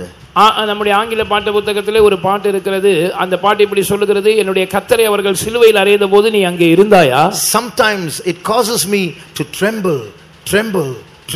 That's how the song goes. அந்த பாட்டு சொல்லுகிறது, சில வேளை அதை நினைக்கும் போது அது எனக்குள் ஒரு நடுக்கத்தை உண்டு பண்ணுகிறது. The Bible also we read of the travail of his soul, how he poured out his soul unto death, such a painful, agonizing, horrible experience. அது எவ்வளவு வேதனை நிறைந்த பயங்கரமான ஒரு சம்பவம் என்று சொன்னால் வேதமும் கூட அதை ஆத்தும வருத்தம் என்று சொல்லுகிறது. இயேசு தம்முடைய ஆத்துமாவை மரணத்தில் ஊற்றினார் என்று நாம் படிக்கிறோம். So this part is saying, throw the stomach and the contents of the stomach into that horror of hell. அந்த இறைப்பையும் அதோடு கூட அதுக்குள் இருக்கிறவைகளையும் அந்த நரகத்தின் பயங்கரத்துக்குள் போட்டுவிடு என்றுதான் இந்த பகுதி நமக்கு சொல்லுகிறது. That's the place of the ashes. இதுதான் அந்த சாம்பல் இருக்கிறதான இடம். So don't retain or harbor those memories or those friendships that will re-trigger the life of the old man. அந்த பழைய மனுஷனுடைய வாழ்க்கைக்கு மறுபடியும் உயிர் கொடுக்கக்கூடியதான அந்த நட்புகளையும் அந்த எண்ணங்களையும் அந்த பழக்கங்களையும் நீங்கள் பேணி பாதுகாத்து கொண்டிருக்க கூடாது. You are in the clefts of the rock inside Christ crucified with him. நீங்கள் அந்த சிலுவையில் அறையப்பட்ட இயேசுவோடு கூட நீங்களும் சிலுவையில் அறையப்பட்டவர்களாய் கன்மலையின் வெடிப்புக்குள் இருக்கிறீர்கள். Throw those memories and those habits and those instigations into that ashes. அந்த பழக்க வழக்கங்கள், அந்த எண்ணங்கள், அந்த உறவுகள், அந்த தூண்டுதல்கள் எல்லாவற்றையும் அந்த சாம்பல் இருக்கிற இடத்தில் எரிந்து விடுங்கள். So when you throw it there, all these memories will lose their power and they will become powerless. நீங்கள் அப்படி எரிந்து விடும்போது இந்த எண்ணங்கள் எல்லாம் தங்களுடைய பலனை இழந்து அது பலனற்றதாய் மாறிவிடும். And next, cleave with the wings but divide it not asunder. அடுத்ததாக அந்த சட்டைகளுடன் அதை பிளக்க வேண்டும், ஆனால் அதை இரண்டாக்க கூடாது. That means a slit takes place in the chest. அதாவது நெஞ்சில் இப்பொழுது ஒரு பிளவு உண்டாகிறது. That refers to a broken heart. இது ஒரு உடைந்த உள்ளத்தை காட்டுகிறது. So God will take us through paths where our hearts will break. நம்முடைய இருதயம் உடையக்கூடிய பாதைகளின் ஊடாக தேவன் நம்மை கொண்டு போவார். சில நேரத்தில் நாம சொல்றோம் இல்லையா, என்னால முடியல, இதுக்கு மேல என்னால முடியல. Sometimes we say, isn't it, beyond this I cannot take. So our heart breaks in such a situation that we reach what is called the end of our tether, our wits end. நம்முடைய நம்பிக்கையின் அல்லது நம்முடைய பலனின் முடிவுக்கு நாம் வரக்கூடிய அளவுக்கு சில நேரங்களில் நம்முடைய இருதயத்தில் ஒரு உடைவு ஏற்படுகிறது. When the heart is slit, இந்த இருதயம் பிளக்கப்படும் போது don't say I cannot. என்னால முடியாது அப்படினு சொல்லாதீங்க. Don't say I'm going to die. நான் செத்து போக போறேன் அப்படினு சொல்லாதீங்க. Don't say I'm going to leave the ministry. நான் ஊழியத்தை விட்டு போக போறேன்னு சொல்லாதீங்க. What you must do is allow the wings show your freedom, your right to choose. That's the wings. You use your own wings. That means exercise your own right to allow that heartbreak. Thank you Jesus. I know you've allowed it for a good reason. அந்த சட்டைகள் என்பது உங்களுக்கு இருக்கிற சுயாதீனத்தை காட்டுகிறது. தெரிந்து கொள்ளக்கூடிய உரிமை உங்களுக்கு இருக்கிறதே அந்த உரிமையை காட்டுகிறது. அந்த தெரிந்து கொள்ளக்கூடிய உரிமையை பயன்படுத்தி இயேசுவே இந்த பாதைக்காக உமக்கு நன்றி, இந்த இருதய உடைவுக்காக உமக்கு நன்றி என்று சொல்ல பழகுங்கள். I love Jesus and I hate myself. நான் இயேசுவை நேசிக்கிறேன், என்னை நானே வெறுக்கிறேன். And because I love Jesus and I hate myself, He is allowing this path in my life. He will not do treachery to me and I will not give room to self pity because I hate myself. இயேசுவை நான் நேசிக்கிறபடினாலும், இயேசு என்னை நேசிக்கிறபடினாலும், நான் என்னை வெறுக்கிறபடினாலும், இயேசு எனக்கு தீமை செய்ய மாட்டார், துரோகம் செய்ய மாட்டார். நானும் சுய அனுதாபத்தினால் நிறைந்து சுயானுதாபத்துக்கு இடம் கொடுக்க மாட்டேன். So Jesus is leading me through this heartbreaking situation. I will say amen. I might cry but I will keep going. I'm not going to stop. இயேசு எனக்கு இந்த இருதய உடைவின் பாதைகளை அனுமதித்தால் கூட நான் அவருக்கு ஆமென் என்று சொல்லி அது எனக்கு வலித்தாலும் நான் போதும் என்று சொல்லி அதை விட்டு விலக மாட்டேன். அந்த பாதையிலே நான் தொடர்ந்து கடந்து போவேன். If you really love Jesus, நீங்கள் மெய்யாகவே இயேசுவை நேசித்தால், while your heart breaks, He'll give you songs to sing. உங்களுடைய இருதயம் உடைகிற அந்த வேளையிலேயே நீங்கள் பாடும்படியாய் பாடல்களை உங்களுக்கு கொடுப்பார். So your heart can become cruel to yourself and not pitying yourself and yet love Jesus. உங்களுடைய இருதயம் உங்கள் சுயானுதாபத்துக்கு இடம் கொடுக்காது. அது உங்களோடு மிகவும் கொடூரமாக கண்டிப்பாக இடைப்படும்.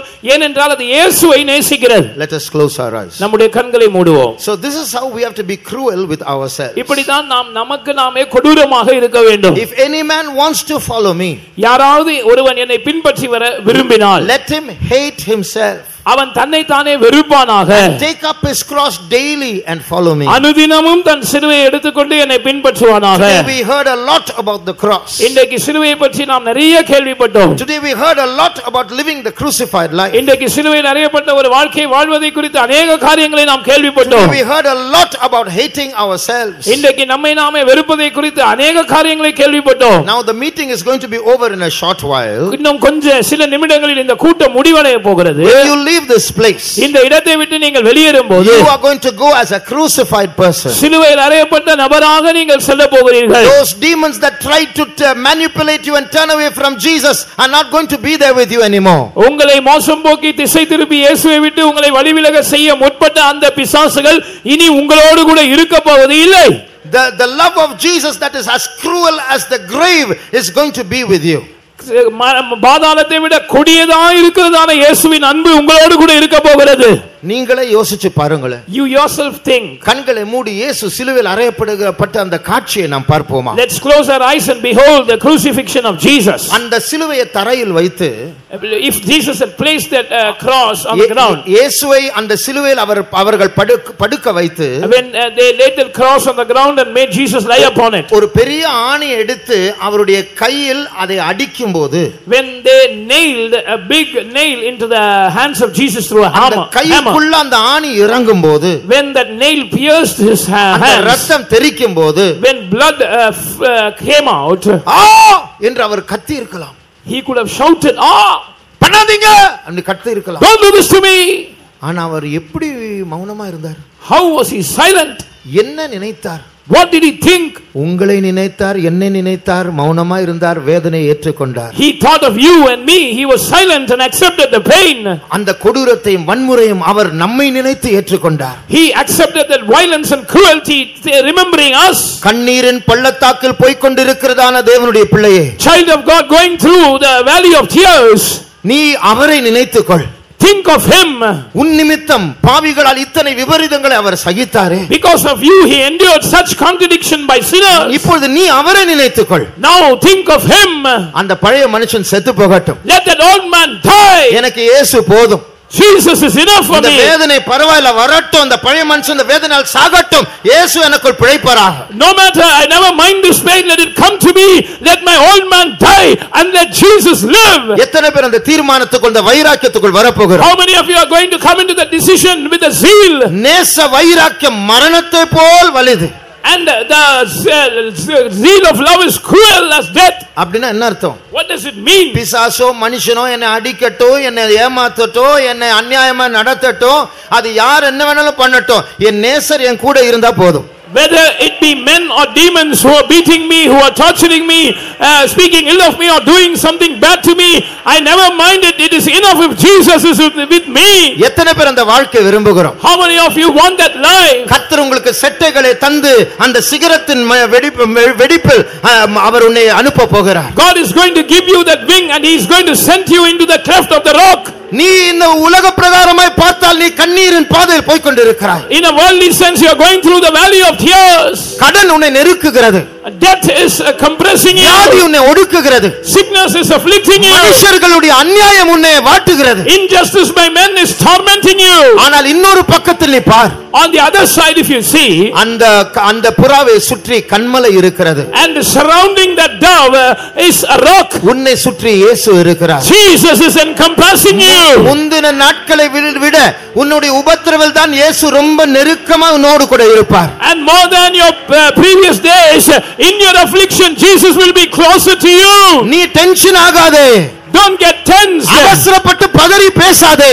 Don't be in a haste and speak in haste. கொஞ்சம் உன் செவியை சாய்த்து நீ சிந்தித்து பார். And hearken your ears, incline your ears and think. உன் நேசருடைய மெல்லிய சத்தம் உனக்கு செவியில் கேட்கவில்லையா? And it's not the sweet small voice of your beloved echoing in your ears. என் புறாவே உன் சத்தத்தை நான் கேட்கட்டும். My dove, let me hear your voice. உன் முக ரூபத்தை நான் காணட்டும். Let me see your countenance. நீ உன் அழுகையின் முகத்தை அல்ல, not the sad crying face. இயேசு உன்னை நடத்துகிற பாதையில் நீ மகிழ்ந்து களிகூர். Rejoice in the path that Jesus is leading you through. முறுமுறுப்பின் வார்த்தைகள் அல்ல, not words of murmuring. இயேசுவை உயர்த்துகிற வார்த்தையை சொல். Speak words that will exalt Jesus. கஷ்டத்தின் பாதையில் போய் கொண்டிருக்கிறவர்கள், those who are going through difficult paths, உன் வாயை திறந்து இயேசு நல்லவர் என்று நீ சொல். open your mouth and say Jesus is good. இயேசு என்னை ஏமாற்ற மாட்டார். My Jesus will not betray me. என் இயேசு அநியாயம் செய்ய மாட்டார். My Jesus will not do injustice to me. அப்படி இயேசு நல்லவர் என்று சொல்லுகிற கரங்களை உயர்த்துவோமா? those who say Jesus is good, lift up your hands. இப்பொழுது நீ எங்கே இருக்கிறாய்? now where are you? கண்மலையின் வெடிப்புக்குள் இருக்கிறாய். you are in the cleft of the rock. நீ கிறிஸ்துவுக்குள் இருக்கிறாய். you are in Christ. ஒருவன் கிறிஸ்துவுக்குள் இருப்பான் என்றால், if a man is in Christ, அவன் புதிய சிருஷ்டியாய் இருப்பான். he is a new creation. பழையவைகள் ஒளிந்து போயின, all things are passed away. எல்லாம் புதிதாயின. all things have become new. ஆகையால் என் புறாவே நீ ஸ்தோத்திரம் பண்ணு. so my dove, you praise God. உன் சத்தத்தை நான் கேட்கட்டும் என்று நேசர் கேட்கிறார். the beloved is saying, let me hear your voice. மனவாட்டியை ஸ்தோத்திரம் பண்ணு.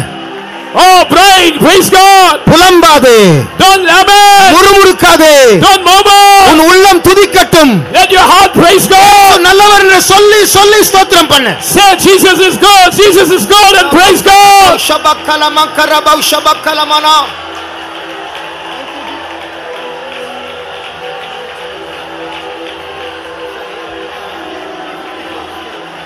Thank you Jesus, thank you Jesus. துடபா.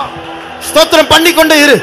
keep praising God. உன்னை ஒடுக்குகிற பிசாசு அதை உன் ஸ்தோத்திர சத்தத்தை கேட்கட்டும். the devil that is afflicting you, let him listen to your voice of praise. அவனுடைய காதை அடைக்கட்டும். let it shut his ear. அவனுடைய வாளை சுருட்டி ஓடட்டும். let him shrink off his tail and run away. நானோ என் நேசரோடு கூட நான் ஓட போகிறேன். I am going to run my race with my beloved. என்னுடைய கால்களை அவர் மண் கால்களாய் மாற்றி இருக்கிறார். he has made my feet the hinds feet. தம்மை பலியாய் சிலுவையிலே தருகையே வன்பினையே.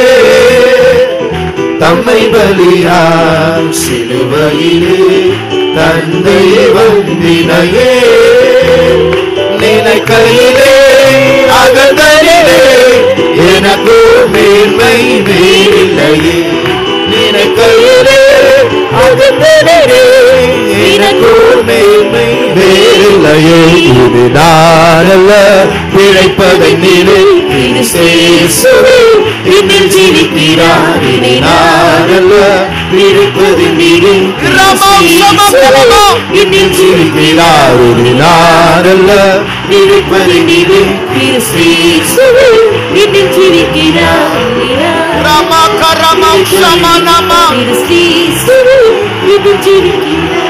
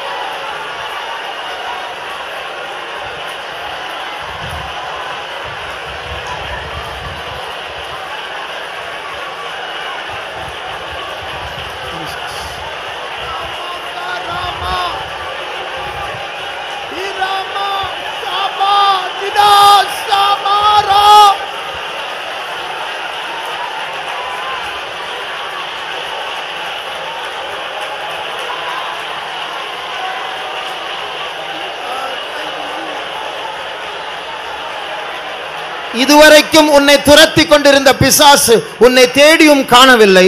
The demon that was pursuing after you till now is not able to find you, though he is searching for you. சுற்றி சுற்றி பார்த்தும் உன்னை காணவில்லை. He is looking all around the place, but he is not able to see you. ஏன் தெரியுமா? You know why? நீ அடைக்கப்பட்ட வீட்டிலிருந்து உன் நேசர் உன்னை வெளியே வா, எழுந்து வந்துவிடு என்று அவர் உன்னை அழைத்திருக்கிறார். Because from the house where you were locked up, Jesus is calling you, come away my bride, come with me. உன் கட்டுகள் அவிழ்க்கப்பட்டிருக்கிறது. Your bands have been loosed. உனக்கு மான்கால்கள் கொடுக்கப்பட்டிருக்கிறது. Hinds feet have been given to you. நீ அவரோடு கூட ஓடி மலையின் மேல் ஏறி அங்க இருக்கிற ஒரு துவாரத்துக்குள் அவர் உன்னை வைத்திருக்கிறார். And you have run with him and you have climbed up a mountain and he has placed you in a cleft in the rock. உன்னை தொடுகிறவன் அவருடைய கண்ணின் மணியை தொடுவார். He that toucheth you is touching the apple of his eye. நீ யாரோ அல்ல, இனிமேல் நீ அவருடைய மனவாட்டி. You are not someone else, you are his bride. Rama சாந்தல மௌஷபக்கரமனா. Thank you Jesus, thank you Jesus. ரமங்க ஷபக்கல மங்கரமௌஷபா. இரமௌஷபக்கலமா. Thank you Jesus, thank you Jesus. அந்த கண்மலையின் வெடிப்புக்குள் இருந்து உன்னை சூழ்ந்திருக்கிற கிறிஸ்துவை பார்த்து நீ இந்த சரணத்தை மறுபடியும் பாட போகிறாய். And remaining in the cleft of the rock, looking at Jesus who is surrounding you, you are going to sing this chorus. அந்த சுற்றி இருக்கிற கண்மலை என்ன தெரியுமா? You know what is the rock that has encompassed you? உன்னை அணைக்கிற கிறிஸ்து. Christ who embraces you. ஆகையால் தான் நீ காணாமல் போகிறாய். சாத்தான் கிட்ட வந்த கிறிஸ்து தான் தெரியுது, உன்னை காணோம். That is why you are invisible. If Satan comes near, he is only able to see Christ and not you. ஆனா உன் வாயில் ஒரு பாட்டை தந்திருக்கிறார். But he has given you a song in your mouth. இனி உனக்குள் சோகம் இல்லை. There is no sorrow in you anymore. உனக்குள் வேதனை இல்லை. There is no pain in you anymore. உன் நேசர் உன்னை கட்டி அணைத்திருக்கிறார். Your beloved has embraced you. ஆகையால் அவரை உயர்த்தி நீ பாடுவாயா? Therefore exalt him and sing. என் மேன்மை பாராட்டுதலின் இயேசு. Jesus is my boasting. தம்மை பலியாய் சிலுவையிலே தந்தையை வந்தினையே. தம்மை பலியாய் சிலுவையிலே தந்தையை வந்தினையே. நெருக்கையிலே அகந்தனிலே எனக்கு மேன்மை வேறில்லையே. நெருக்கையிலே அகந்தனிலே எனக்கு மேன்மை வேறில்லையே.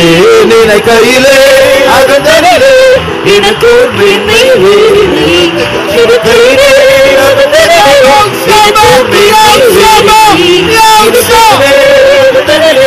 எனக்கு மேன்மை வேறில்லையே.